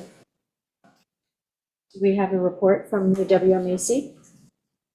The WMAC voted 5-2 to approve. There was some conversation about the overall length of the dock and the non-conformity of the existing dock, and whether this application minimizes or does enough, removes enough of the non-conformity. And also correspondence. I was just about to say, I understand we received some correspondence, so Amber, if you could read that into the record. The WMAC voted to approve the Totonis dock modification, which is now before the town board. However, this modification meaningfully worsens the existing nonconformity with regard to 53-8-C3 regarding total linear measure of dock. While the committee discussed the violation and need for a variance from 53-8-C2, this separate exceedance was not specifically discussed at the WMAC. It was implicit in my suggested path forward for the applicant, but I apologize for not specifically raising that separate provision in the code. C3 reads as follows: a private dock may not extend in total linear measure of all fixed portions of the dock, walkways, ramps, floats, and distance to tie-off pilings or dolphins more than 1 1/2 times the specified maximum allowable offshore distance of the dock as measured from the shoreline at the owner's upland property at mean high water. At the present, this dock measures 237 feet. For this provision, as proposed, it would be 293 feet. The allowable length that would apply here under paragraph C3 is 150. That is sustainable, substantial worsening of the exceedance. Approving this application would be a bad precedent. Regards, Matt Williamson, WMAC member. I presume you're here Yes, on behalf of yourself? on behalf of myself. If you would just state your name for the Yeah, record. Harry Thomas. Thank you. Thank you. And Jack Costello is here who did this. 2 items that I wanted to mention. Number one, why are we doing this? It's because when at low tide, there is a 6-foot drop from the top to the boat. And I have elderly family members who cannot navigate that. So that's number one. Number two, the length of the dock is not increasing, it's exactly the same.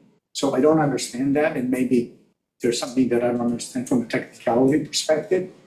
We're not extending the dock any further than it is. There are 2 side arcs to the dock on the left and the right. We're taking those out.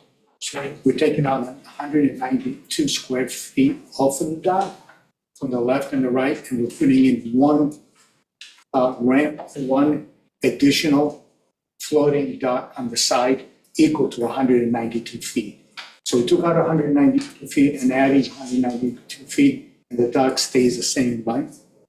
And then we took out 16 piles, and we're adding 8. So we thought that we were following the rules by keeping the dock the same length and removing more than we're adding back. And again, we're doing it for for safety issue. Currently, the 2 sides that are there are fixed, so they don't float. So again, that creates the problem. So that's the request, and open to doing what else needs to be done to make sure that we conform to the rules of the town. Thank you. I already touched on this really quickly, but just in Matt's letter, his measurements are wrong. Just, they're clearly wrong. The 237 is the overall length of the dock, and it's staying that way. It is not as he somehow scaled off at 293. That's just an incorrect measurement. And I have a scaled ruler I can show you on the plans. So there is no increase in length of the dock at all, because the dock itself is not changing at all, besides the platforms are being removed. I think what Matt's doing, if I understood his letter correctly, is he's adding the length of the float and the ramp to the length of the dock and doing an overall area, sort of, I think is what the letter was implying. But Yeah. Seems a little bit misleading to me. yeah.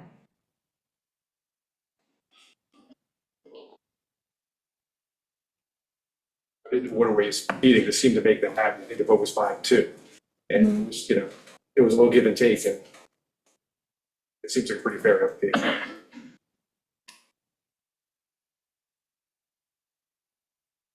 Does the board have any questions? No,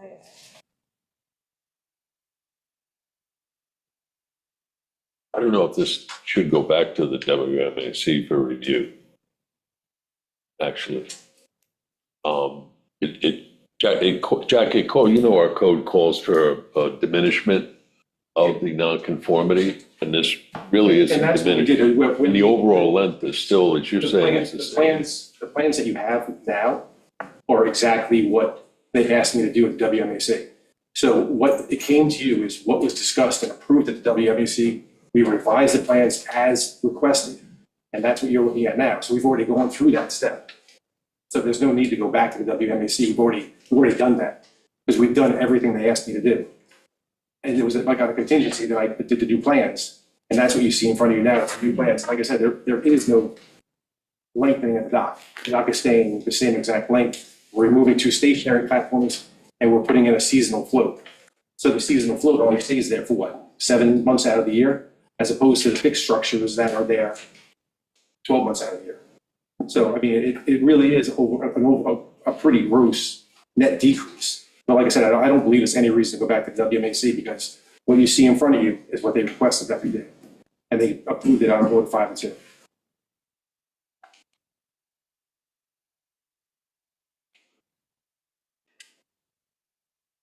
This is the June 24th. Jack, does the present dock measure 237 feet? Yes. So the main overall length of it's not changing. We're just removing the stationary side platforms, right? And we're putting the float alongside of it to make an access point for, you know, elderly people and children.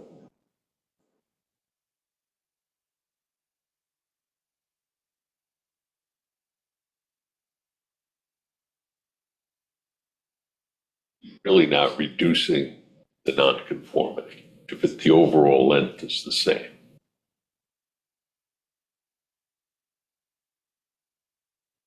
Well, I mean, right?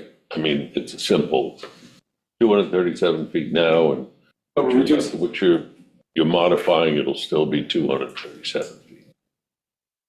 what we're doing is removing the platforms, and we're not increasing. What we have to do is you have to show some sort of diminishment of size. That's what we've done with the pilot count. So, you know, with the code, with the pre-existing non-conforming, if you're gonna alter it, you have to show some decrease, which I think we've amply done. You know, it doesn't say we have to lengthen it doesn't say we have to shorten the document. It doesn't say we have to eliminate all non-conformities. All it says is we have to have a net decrease, and what we have here is a net decrease. And this was the net decrease that the WMAC asked for. We gave them everything they wanted, and they approved it.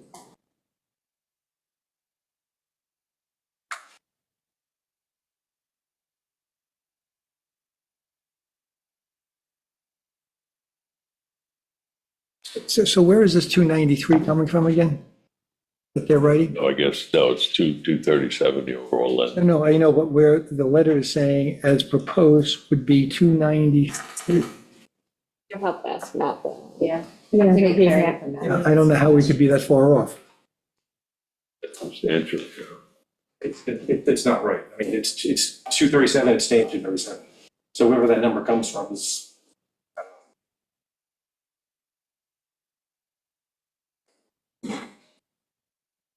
question.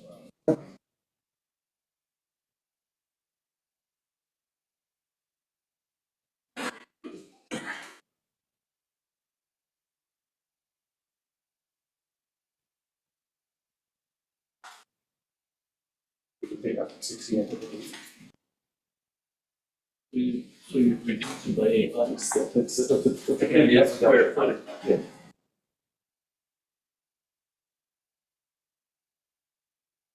Just so the board can hear, how many pilings are you taking out? I believe we're removing 16 and putting in 8.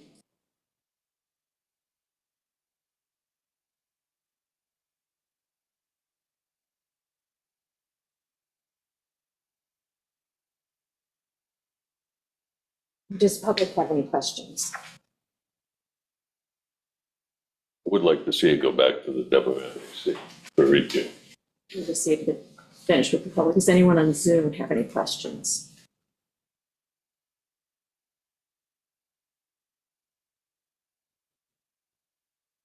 So, Albert, you're suggesting that we adjourn this and send it back to WMAC. Yeah. How does this feel about that? I don't think that's necessary. The only thing I'd like to see how these numbers get so off from 237 to 293. Why is Matt saying that? That's a question for Matt. I mean, Right. email him and ask. I can do that, yeah. But I can show you the plans. I mean, do you have the plans right there? Yeah, I guess I should take them out, yep. like, the only thing I can think, Gordon, is that Matt took the length of the dock and then added the length of the float that's next to the dock, plus the length of the ramp, plus the length of the platform to get on the ramp. And that's the only way I think he can mathematically get to that number. But it doesn't increase the length of the dock out into the water, it's just the Overall combination of the dock combination of all is the larger. pieces. This is what's here, and those are being removed.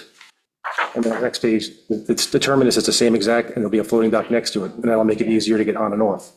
So we're removing that, and putting that in. That's it. For the beach. It's interesting. It's a big difference.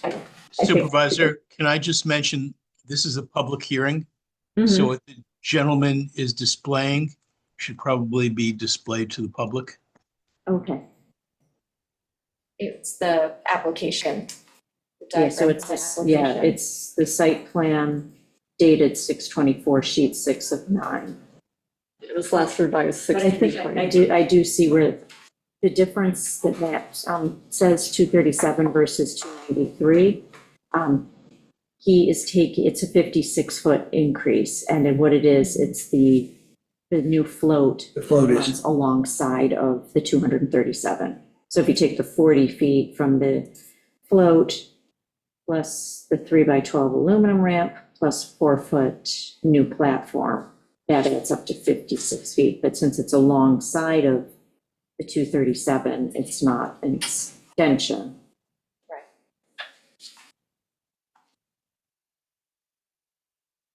So at least we got the math. The only thing that I think that, with the committee, in support of the committees, okay, would it be worth the trouble for them to look at this? I know time, and I got the point here, but I'm saying to you that, wouldn't it be, I think he's asking to go back to so that the committee looks at this one more time, okay? It would be good that it was clear that this is not 293 feet. Unless there's a new way we're counting footage. Yeah, the only thing I think of is normally when applicants make changes, it doesn't go back. If they accept the changes, it usually doesn't go back to committee. It comes to us with the recommendations from. I don't think the committee really understood, that the extra floats really are going to adding structure to the dock that he's incorporating into the overall length. Mhm. And that's not a reduction in the nonconformity. But if that's what he asked him to do, They didn't, that's what he Right. wants to do. That's what the applicant wants. I thought that when I watched the video, they had requested that configuration. Whatever, it's not a reduction in non-conformity. I haven't had a chance to watch that meeting yet. I don't want to beat a dead horse, but that's what they asked me to do. That's why I redid the plans, and that's what I submitted to the town board. That's been standard procedure for the past 34 years I've been doing this. So, you know, not to keep going back to WWC with every little change. They make a request, we make the changes, move it to the town board, and that's where we are now. So I don't really believe there's any reason to go back to the WWC. I honestly really thought this was a slam dunk. I thought this was going to be the easy one tonight. At this point, you were both asking that it be adjourned and go back to WMAC. I'd like to close it. And but we're going to be 2-2. So 2-2, I feel like the only path forward is to adjourn. Because we can't. I mean, do you think that the WMAC is going to come back with a different recommendation based on the design that they've requested? Well, I guess I'm looking at it in a little different way, so that if they're looking at docs, maybe they're looking at the code wrong and they're counting incorrectly. It's not just this one, but how do we prevent it in the future that they're not counting correctly? But the letter is only from one member of the WMAC, not the WMAC as a whole. So I don't know that it's necessary to go back to the WMAC. I think it's worthy of discussion with the committee. The WMAC has been looking at applications for decades, so I don't think that they have looked at it wrong. There's a reduction of 8 pilings, is that what you said? Yes. And there is a reduction of 192 feet from the two sides. And we're taking what's stationary dock that's there all the time and turning it into seasonal. The floating dock is a seasonal floating dock. So, and that's also a big reduction.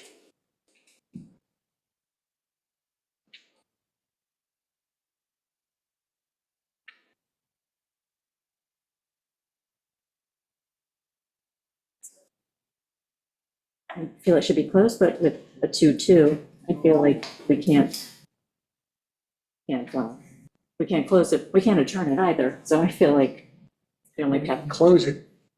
You're willing to close it? Yeah. Okay. Make a motion to close the hearing? Can I get a second?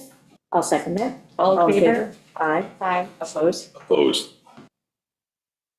Hearing is closed.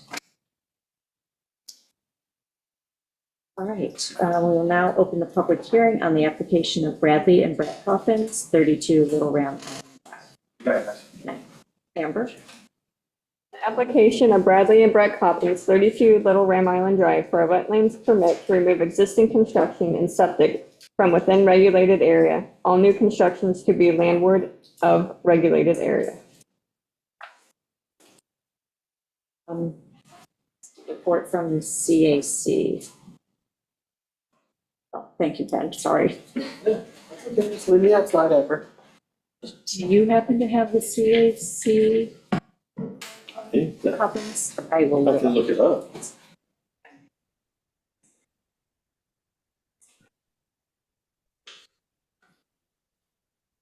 See, while we're looking for that, I see Teresa Mason is on, and so we do have her report. So Teresa, if you'd like to summarize yours. Good evening. How are you today?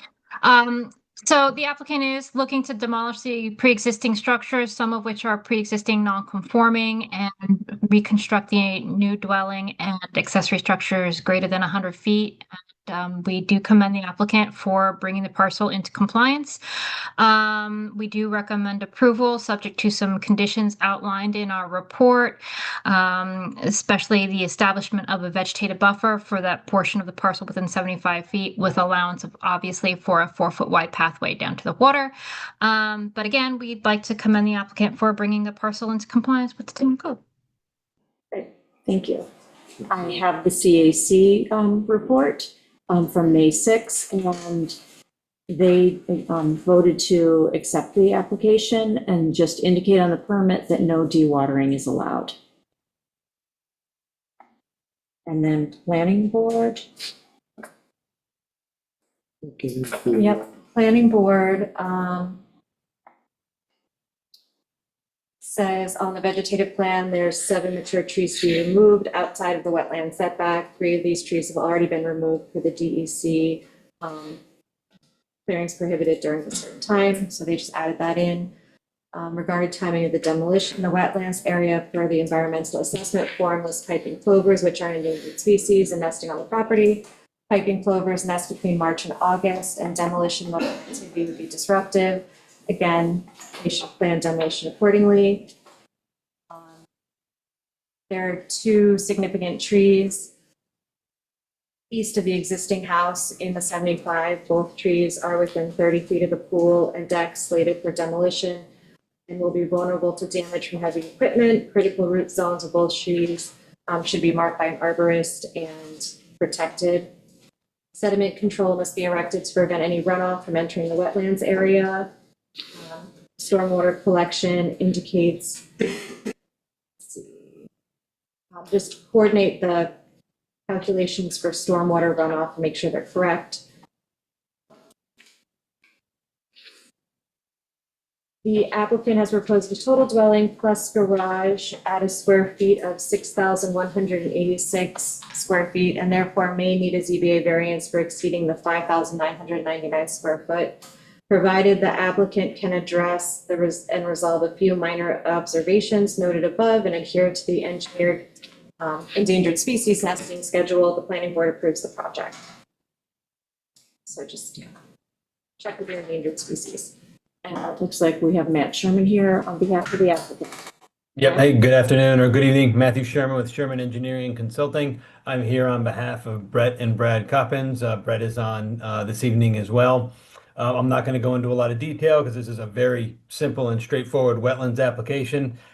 Basically, we've got an existing single-family dwelling, and part of that dwelling and the cover and the front porch and patio are within the regulated wetlands area. There's also a septic system within the regulated wetlands area.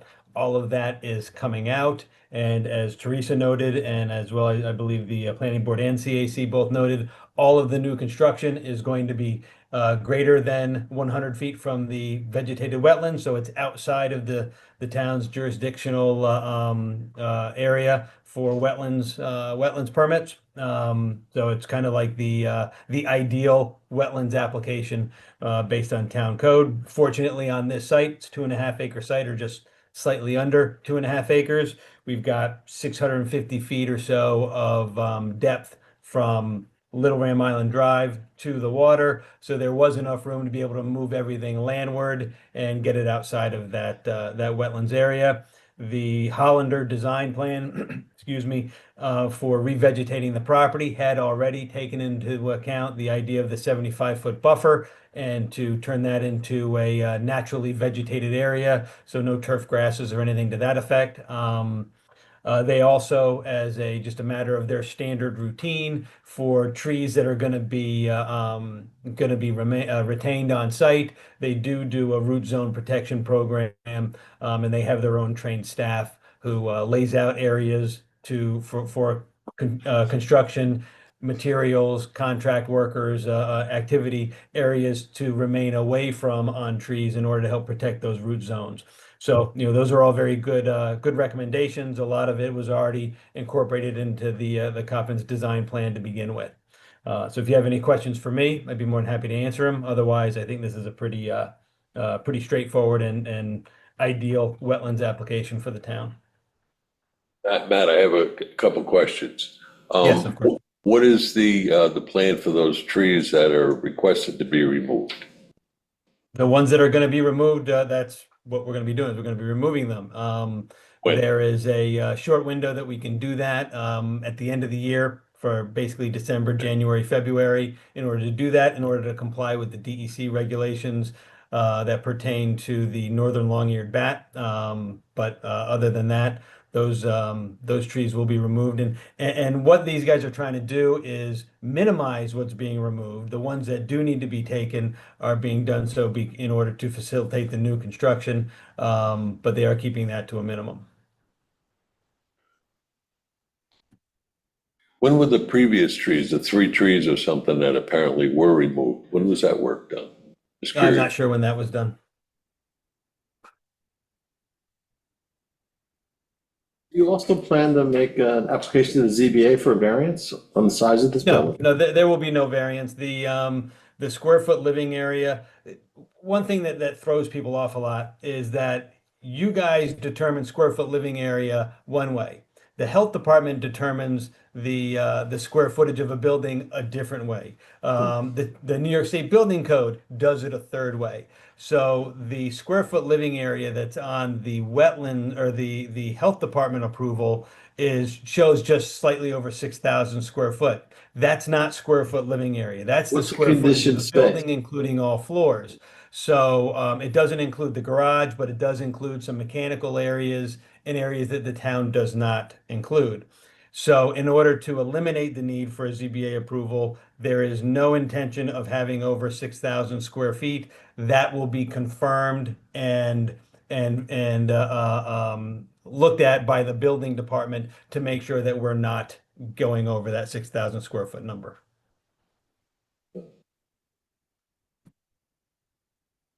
Any other questions from the board? Any questions from the public? Or the Zoom audience?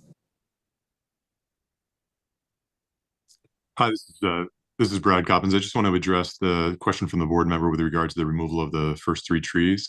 Those were done in accordance with the I'm going to mess this up, the Long Island bat sort of window that removal was permitted. And so I believe that happened in January or early February of this year, if I recall. Okay, thanks very much. Thank you.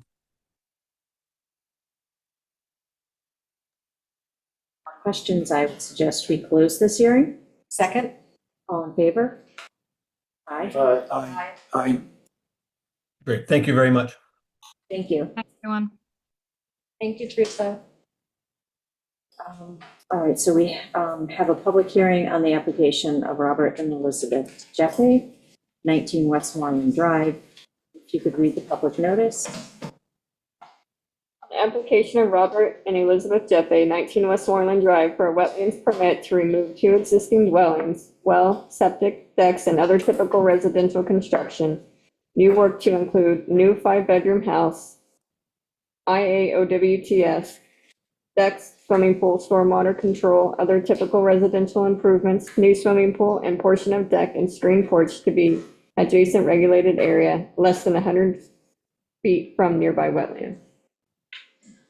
The applicant has requested that we adjourn this hearing, so make a motion to adjourn. Second? All in favor? Aye.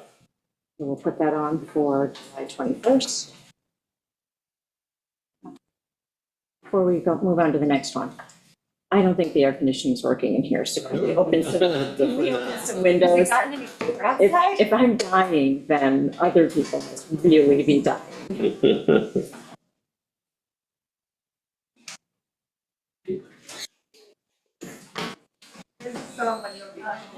Thank you, everyone.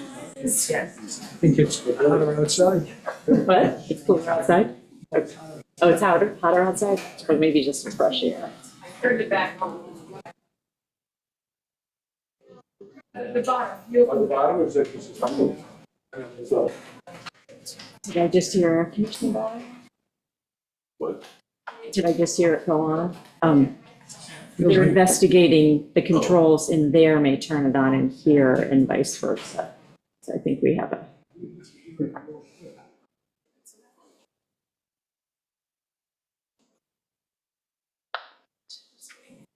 Two of them to come back.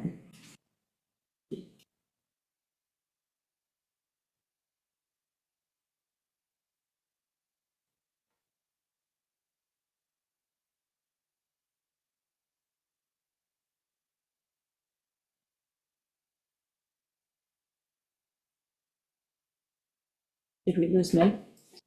Yes. But you get your car driver.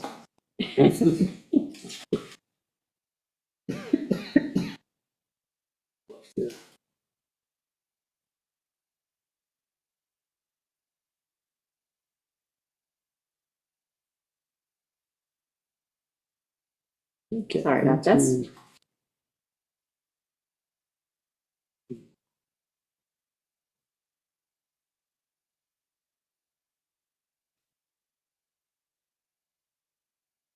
Get it, share for some reason.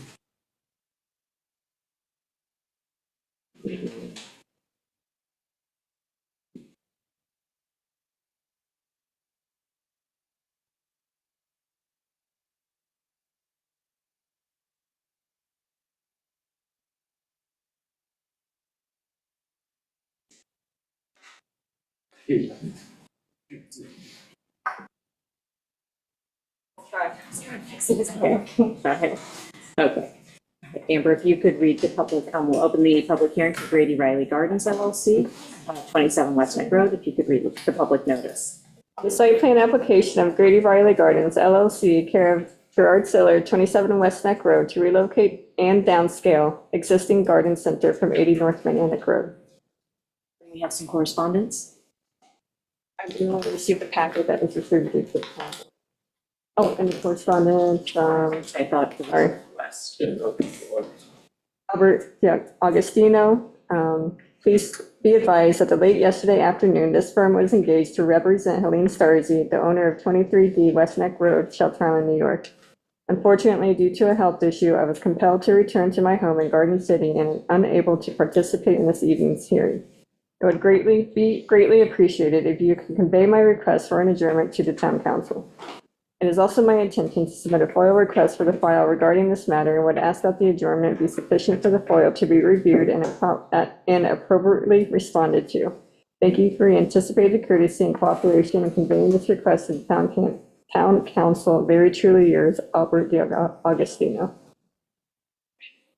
We have Conservation Advisory Council report, and they unanimously approved the Grady Riley Gardens LLC site application as is 5-0. Planning Board.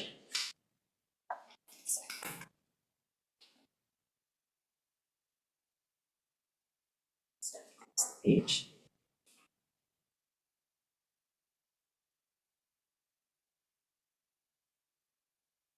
I have it if you want.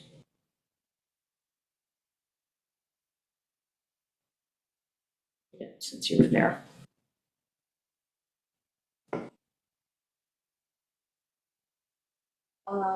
Yep, they reviewed it and they said that there's, for interior circulation parking, that there's adequate off-street parking, handicap parking, and loading spaces are provided to satisfy the parking needs. Landscaping and screening, all required services, storage, and similar areas are appropriately screened from view. Provide a noise buffer. They said, they noted that the adjacent rear lot neighbor, Starzy, might have concerns regarding screening, as her property is significantly higher in elevation than theirs, so her property looks down on their property, which is going to make it a challenge to screen just because of those changes in elevation. They acknowledge that the hanging plants and similar floral examples are not harsh visually on the eye. So they see a possible temporary breathable roof lattice, which could partially shade from Starzy's lot, which I did notice there is a sort of a screen. Last one right there.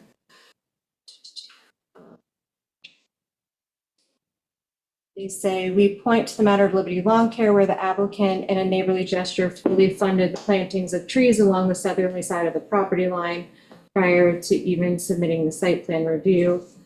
Existing development and the comprehensive plan. This is within the development proposed is at a scale and density consistent with the existing development in the area. Natural features. It also complies with that. Same thing with cultural. So the planning board did not find any negative impacts in either the natural features or cultural features selection of the code, as the surrounding businesses share similar characteristics, and Grady Riley provides a nature-like compatibility in its display of potted flowering plants and other garden-related items. A further goal of the comprehensive plan is the protection of the island's small-town community and way of life, its rural character, and natural resources, which support those qualities. This requires continued matching the use of land to the land's natural and visual qualities. And so it meets that criteria.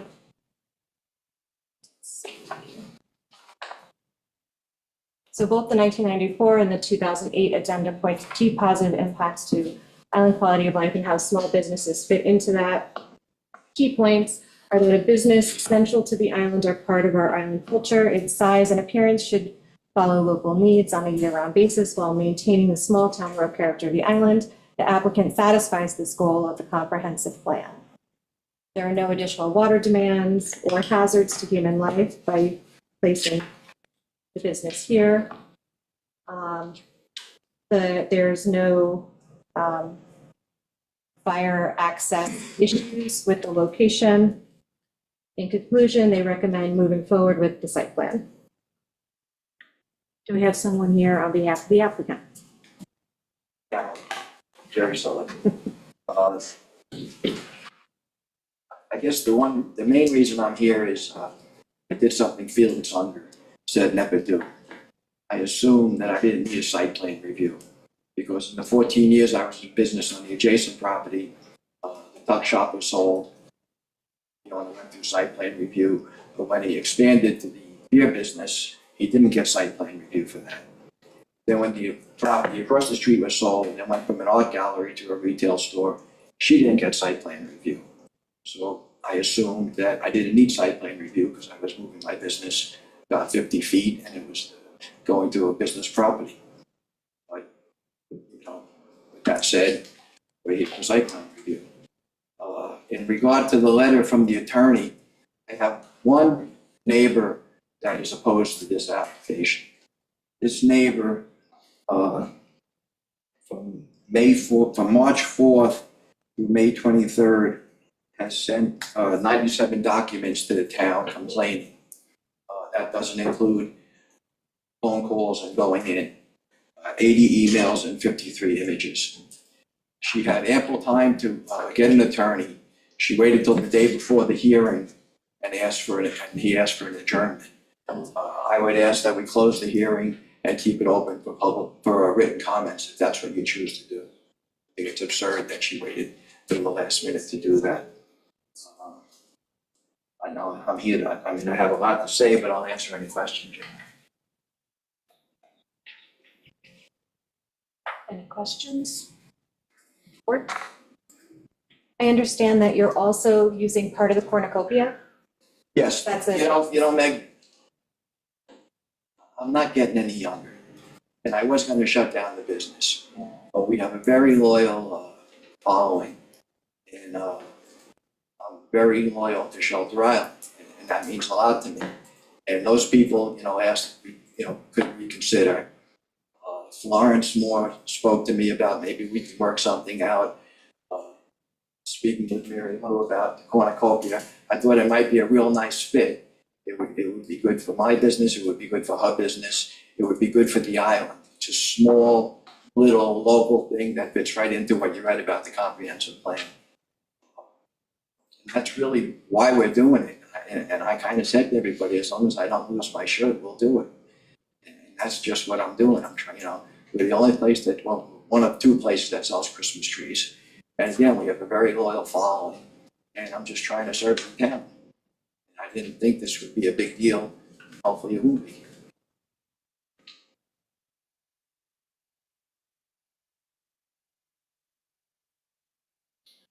I do know one of the things that we have to look into a little bit further, I was away last week and just got back this afternoon, is you're exiting onto a state road and whether or not a curb cut is. And again, I know that because it was brought up, we have to do it because it's the law. Again, it wasn't done for the beer distributor. It wasn't done for the retail shop next door. It's called a curb cut, is what it is, because it's on a public road. The entrance has been there for 25 years. So it's a moot point, really. It's just a formality to do it, but to hold it up for that would be ludicrous. Is something that we need to just. No, I understand, and there's also whether or not it may be required, it may not be required. Right. And it was also brought up questions about does the Board of Health need to be involved? because we water the plants. And the town engineer, you know, when the Board of Health was here, I asked them to speak to them specifically about it. And absolutely not, it had no criteria, nothing to do with it. There's a bathroom in the store, it serves the 2 employees that work full-time, and as well as the people that work at the cornucopia, and that's it. Any questions from the board before I open it up to the public?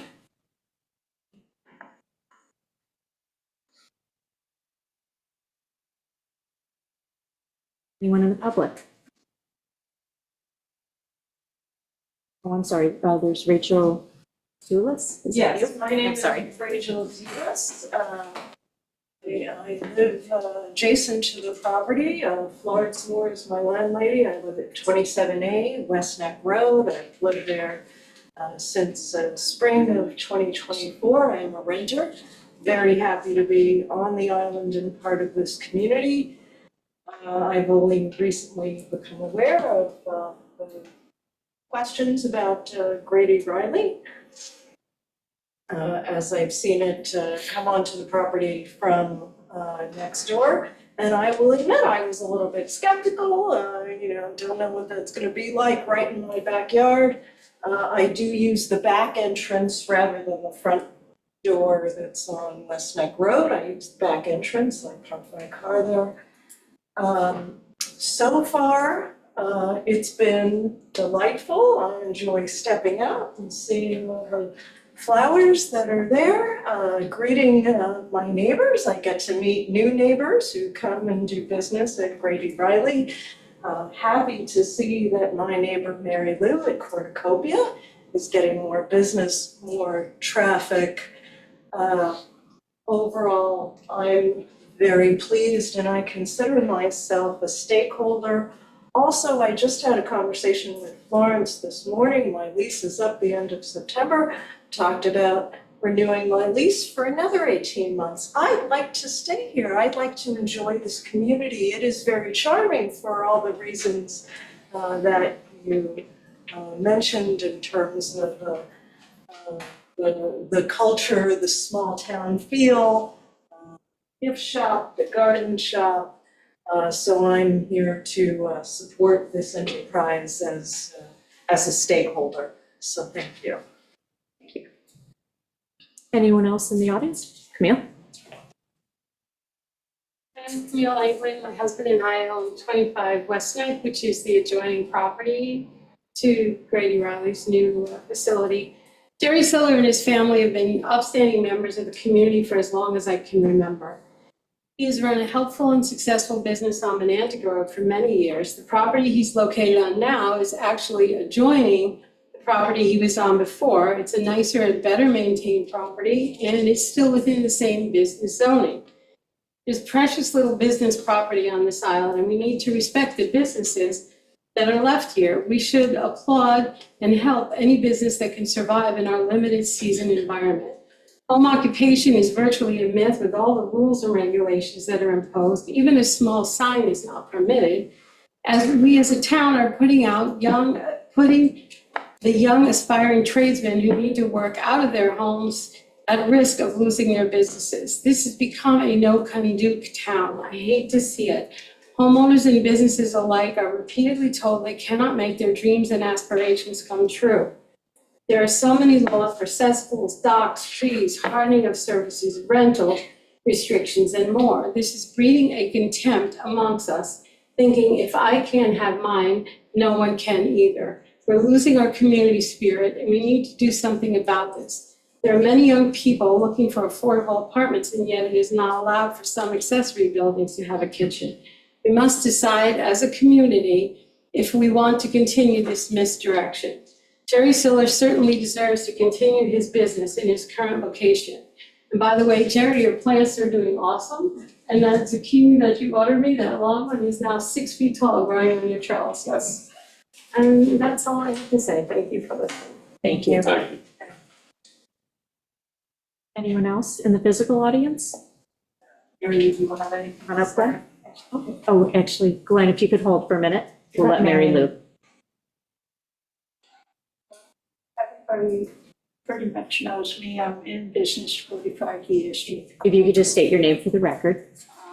It would be my pleasure to have him side by side. I want you to state your name. State your name. Mary Lycon. For the record, thank you.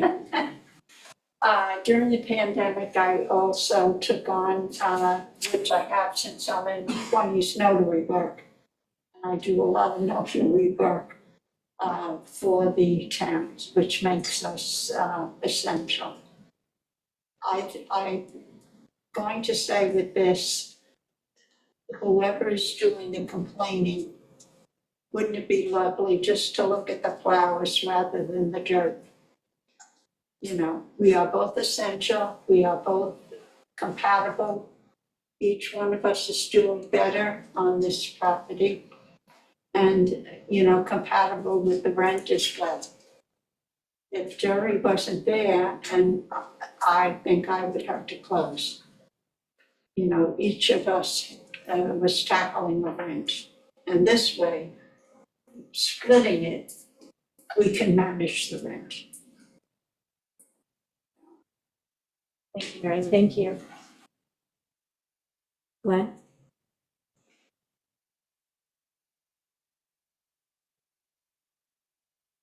Okay, Glenn Waddington. Full disclosure, Mary Lou and Jerry are friends of mine. That's Shelter Island. And Mary Lou, you're a warrior woman. I mean, my wife runs a retail business, a gift shop in Sag Harbor, so I know, you know, the struggle that you all in small retail businesses have. And I think it's a win, win, win. Win for Shelter Island, win for Mary Lou, win for Jerry. What you were reading about the comprehensive plan, I was thinking the same thing. I mean, small town community, I think it's important that the town board realizes the value of these small businesses. You know, we're not all living in mansions and can afford to have, you know, monster trees and everything trucked from Off Island, planted on, you know, our 3 acres of green lawn, irrigated, by the way. But anyway, small business, keep support, keep them going. I don't know the thing about the curb cuts. I mean, it seems like there's been a driveway into the cornucopia for donkey's age. Yeah. So, but you guys will figure that out. Thank you.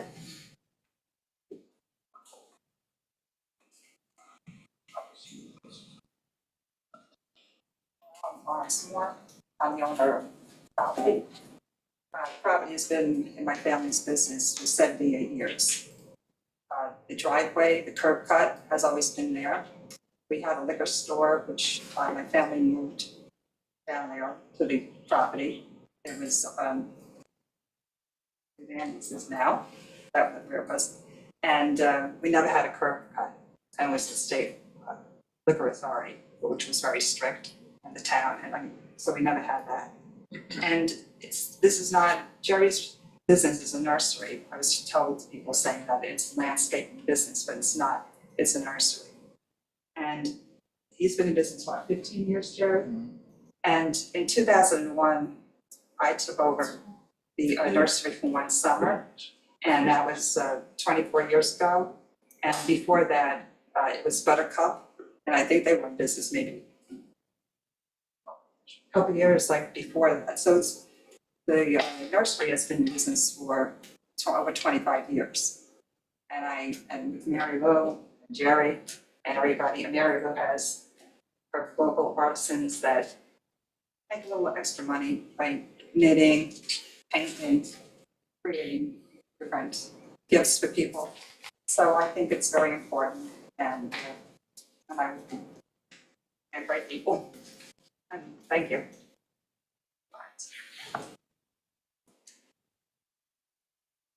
Anyone else in the physical audience? Anyone on Zoom? It's like Emily, you unmuted? Can't unmute. Okay, you're unmuted. We can hear you, Emily. Hi, how are you? Emily DeMarchelier. I think everyone knows how to spell my name, maybe. But 10 Wade Road. I'm here looking on. I was there in physical audience, but I had to leave to have some food. And I support this application. And that Jerry's business has been,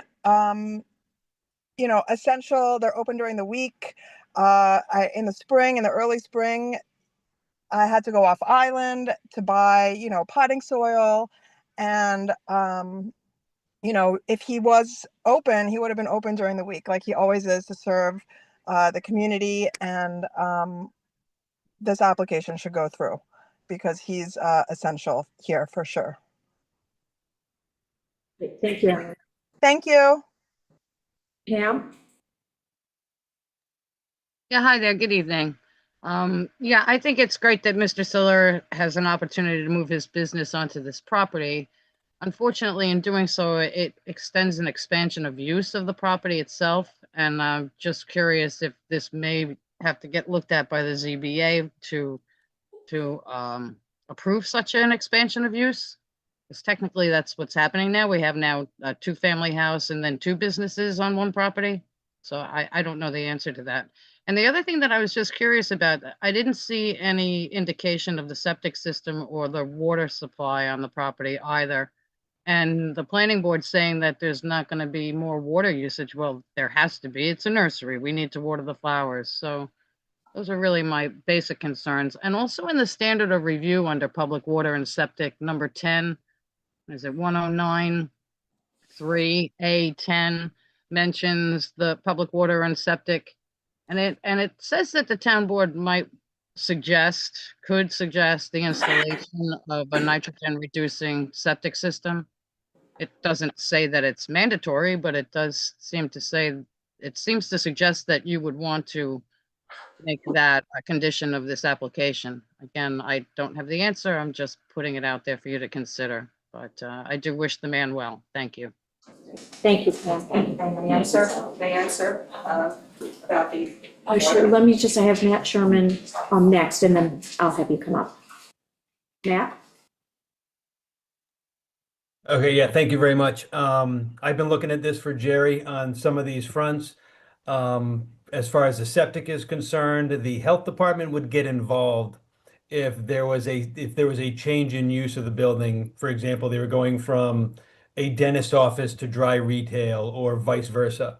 The other thing that would trigger their involvement would be if there was an expansion of the building itself. So any commercial property that's got a health department approval or health department septic system or approved water supply, a building expansion, enclosing a covered porch, adding a new section of building, any of those kinds of expansions would trigger a health department approval. That's not what's going on here. The existing building is staying as is. So those triggers are not being pulled. So as far as the health department is concerned, that is looks like it's gonna be outside of the realm of what's gonna be required here. Also, Suffolk County DPW for the curb cut, that may be required, but really it's a little bit vague at this stage because it's still dry retail. It's still, the use on the property is it's still saying the same use, even though the intensity of that use is changing. So we would have to go to DPW once we get a resolution from the town board as far as moving forward to see if they would require any kind of update or upgrade to that curb cut. As was mentioned earlier, on a Suffolk County road, you're not always, just because something new is happening, that doesn't automatically trigger a requirement for DPW or for us to go to DPW standards and upgrade that curb cut. And then finally, on the last question on whether the ZBA should have to weigh in on this, I'm not sure why the ZBA would. This would be a conforming use. There would be no variances or anything to that effect. No increase in nonconformity or anything to that effect. So that kind of seems to be a little bit of a red herring. What it appears is, we're We are modifying the existing use on site, but we're not changing the existing use on site. Still dry retail, still single, a residential use and then a dry retail use. So there are a few, there is a little gray area here, and there are a few questions that are going to need to be resolved, but the nature of those questions is going to be determined based on the outcome of this town board action. Thank you, Matt. Yep, thank you. Lawrence? I think that he answered the question. Oh, okay. So I think that's- Okay, good. Anyone else who wishes to speak? I have a question for Jerry.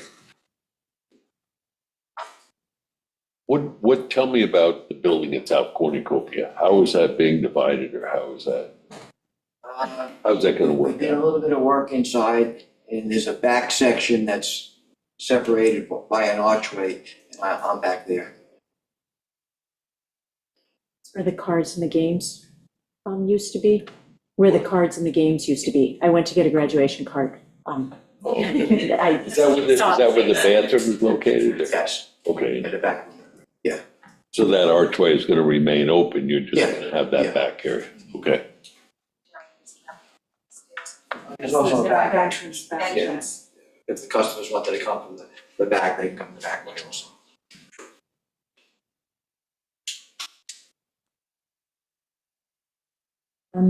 So we have two open items. We've got the question of the curb cut that Karen was looking into, and the request for an adjournment from the neighbor. So when Can discussing. solve the adjournment question by closing it and leave it open to correspondence? Can that solve that problem? That, Steve, I just wanted to have you weigh in on it, because in our discussion earlier, it sounded like your advice was to adjourn, but we hadn't. Well, discussed- that would give Mr. D'Agostino an opportunity to address the comments that were made tonight, and other members of the public to respond, including the applicant. But that's within the discretion of the board. I respond to that he can address those in writing. Again, he waited till the 24th hour to hire somebody, and he waited till the day of the hearing to ask for an adjournment. So I would say let them respond in writing. Benjamin, you've proposed closing with written correspondence to a certain date. Oh, Steve? I would just like to mention that he mentioned a medical issue that required him to return to Garden City. So I don't think there can be an assumption that there was a. I've dealt with Mr. D'Agostino in the past, and he likes to do a last minute adjournment. Well, I've dealt with Mr. D'Agostino also, and I've found him to be an excellent advocate for his clients. Oh, I agree with you, and that's why he's asking for the adjournment. What does the rest of the board think? I'd like to do an adjournment. I think adjourn. We can adjourn it. Let's adjourn it. Adjourn, okay. Make a motion to adjourn. Second. All in favor? Aye. July 20th. Until July 20th. I'm happy by you. Right, our next public hearing is an application by Darren Binder.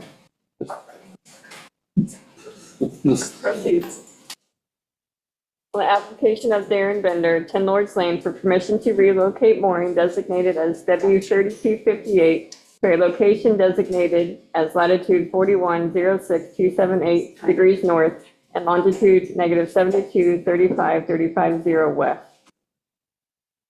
WMAC considered the application and gave it unanimous.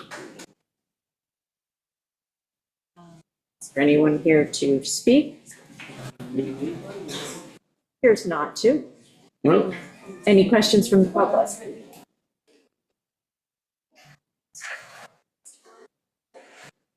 We'll make a motion to close this public hearing. Second. All in favor? Aye. All right, we'll open up the public hearing on the application of Richard Levine.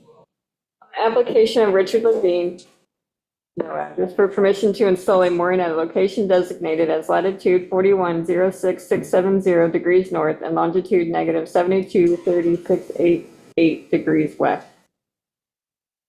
WMAC report. They gave the application unanimous approval. I did see the applicant on. Oh, it's see Elizabeth. I don't know if you wanted to speak or you were just here to answer questions. I'm gonna, oh, there we go. I'm all good, thanks. Okay. Any questions from the public? Make a motion to close. Second. All in favor? Aye. So now we will reopen the general part of the meeting. We have two resolutions. Where did I put them? Both are good. Ready? Yes. Yep. Whereas Darren Bender, 10 Lords Lane, has petitioned the town of Shelter Island for permission to relocate mooring designated as W3258 to a location designated as latitude 41.06278 degrees north and longitude 72.35350 west. And whereas a public hearing was duly held on the 30th day of June, 2025, for all persons to be heard in favor of or in opposition. Now therefore be it resolved that the town board is hereby authorized to issue a permit for the aforementioned installation. So moved. Second. All in favor? Aye. Motion carried. Next one. Sure. Whereas Richard Levine, 47A South Ferry Road, has petitioned the town of Shelter Island for permission to install a mooring at location designated as latitude 41.06670 degrees north and longitude minus 72.30688 degrees west. And whereas a public hearing was duly held on the 30th day of June, 2025, for all interested persons to be heard in favor of or in opposition, now therefore be it resolved that the town clerk is hereby authorized to issue a permit for the aforementioned installation. So moved. Second. All in favor? Motion carried. All right, we had one person sign up for general public comments at the end. We have Okay. general public comments at the end? Yes, yes, we always do, but Yeah. usually there's no one here. But was that for? Yes. No, it's not a new No, thing. it's always- It's always been the case. It's just, Everyone just usually speaks at the public hearings, so there's nothing more to say. so come on up, Bert. Thanks. There we go. So I have show you a picture right here. This is a boat. This is a licensed boat with the state of New York. It has numbers on it. There's also, I use it to store my oyster gear on it. This is you. Huh? This is your boat. This is mine, yes, Okay. I own that, right, and then it has numbers, a hull number issued by the Parks Department. It has registration numbers interested, by the DMV. Anybody in the audience would like to see it? You can see it. So, Screen shared as well. oh, and it's up there, yes. So that actually could reside on any commercial rental mooring in Shelter Island. There's several places where that could be legally allowed to rest, as long as that is permitted by the owner of that commercial mooring. So I noticed on Zoom and at your meeting, I wasn't here for it, but you mentioned that the Rams Head Inn had promised to donate some docks to an oyster farmer, and spoiler alert, that was me. But I was actually rather reluctant to accept them because of they were different sizes. So I was trying to figure out the configuration, and also I wanted to inspect them to see if they were really going to work for me. So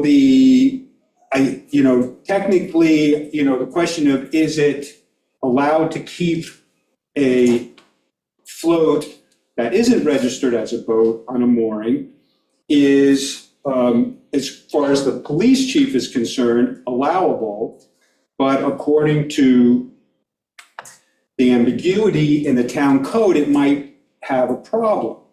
But in either case, I was provided a courtesy by both the Ram's Head Inn and by the police department to make up my mind, and if I was going to take them, to take them. And we did remove them. But at another meeting, or the same meeting, I heard that somebody at the next meeting that the floats were gone, somebody in the town still objected to the fact that they were there and requested a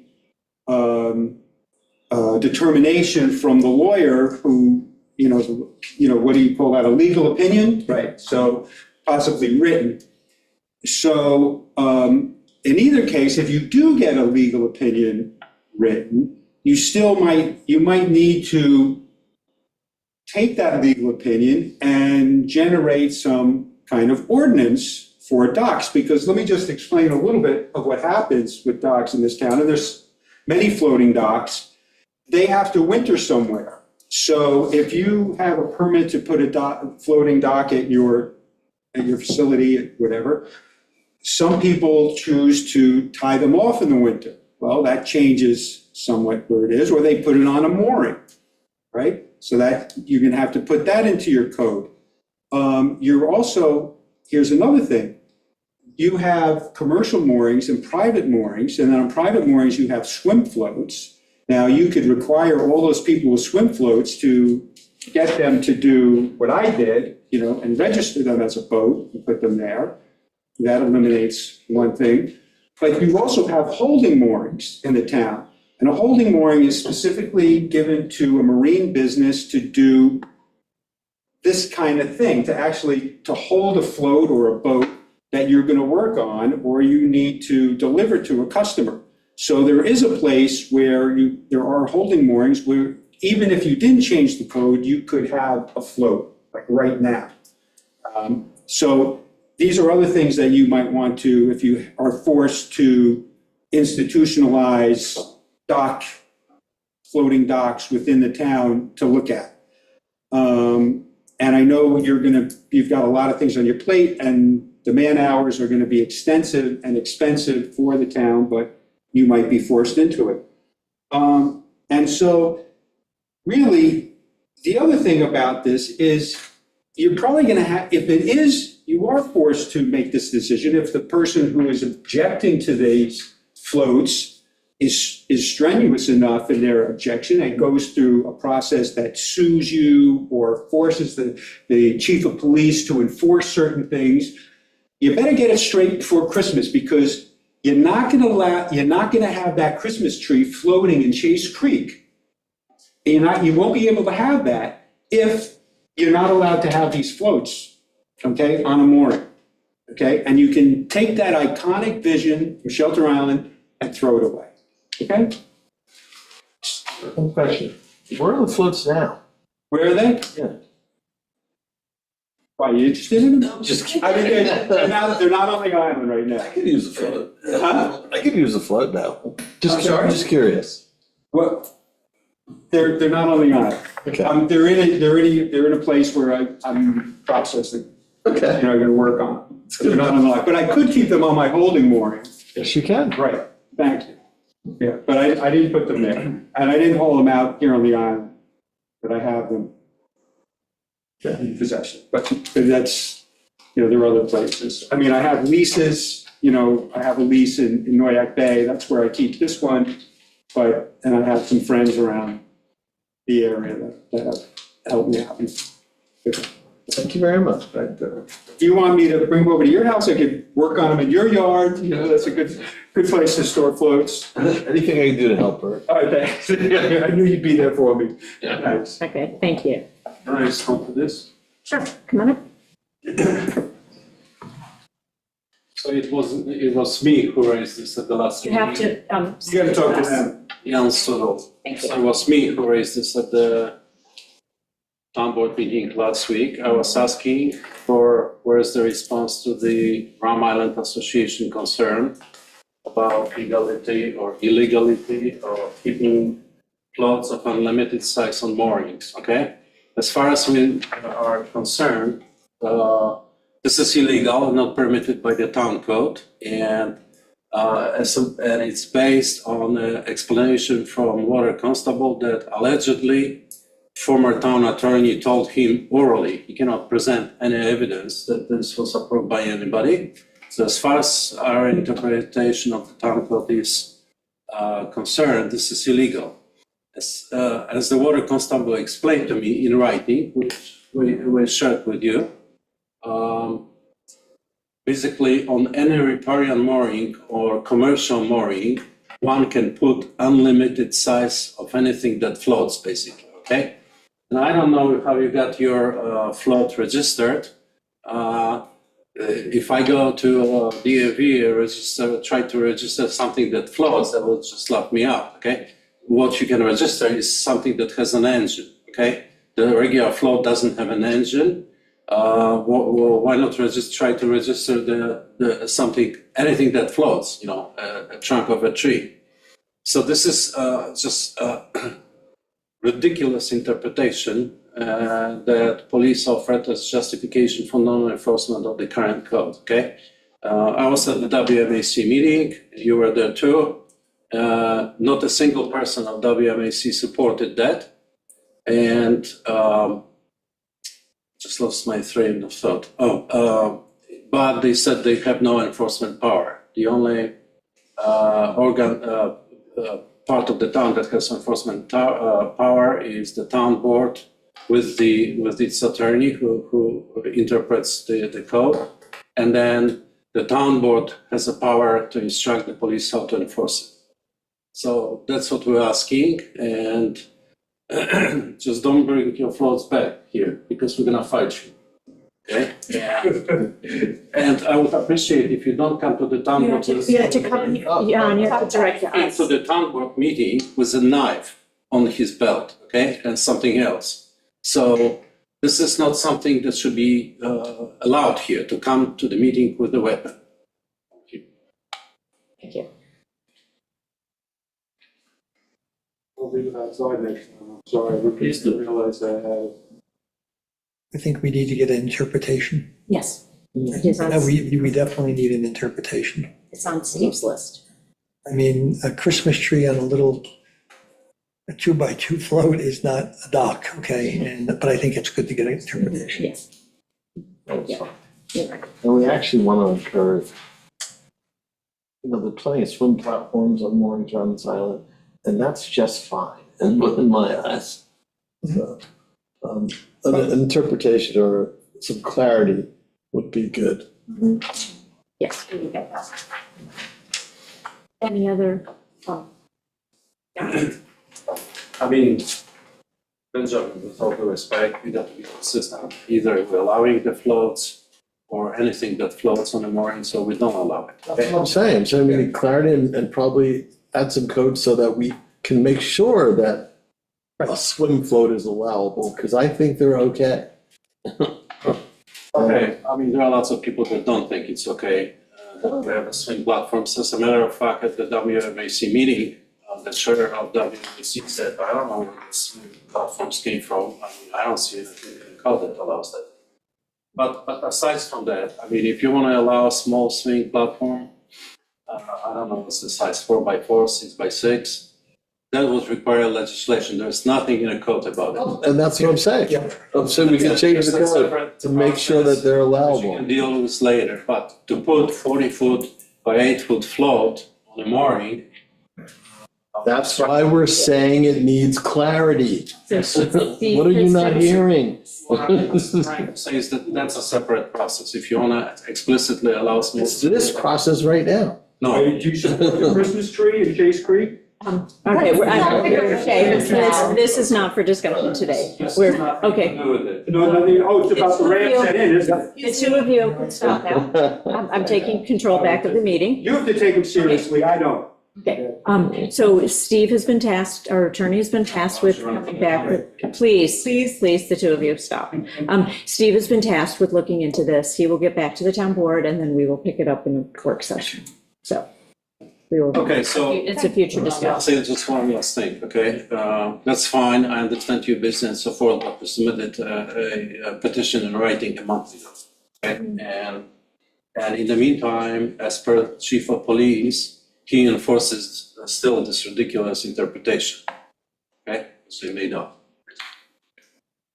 Okay, no Christmas tree, it sounds like. Okay, enough. Because of you. Okay, the two of you can go outside. The two, Listen. okay, the two of you can go outside.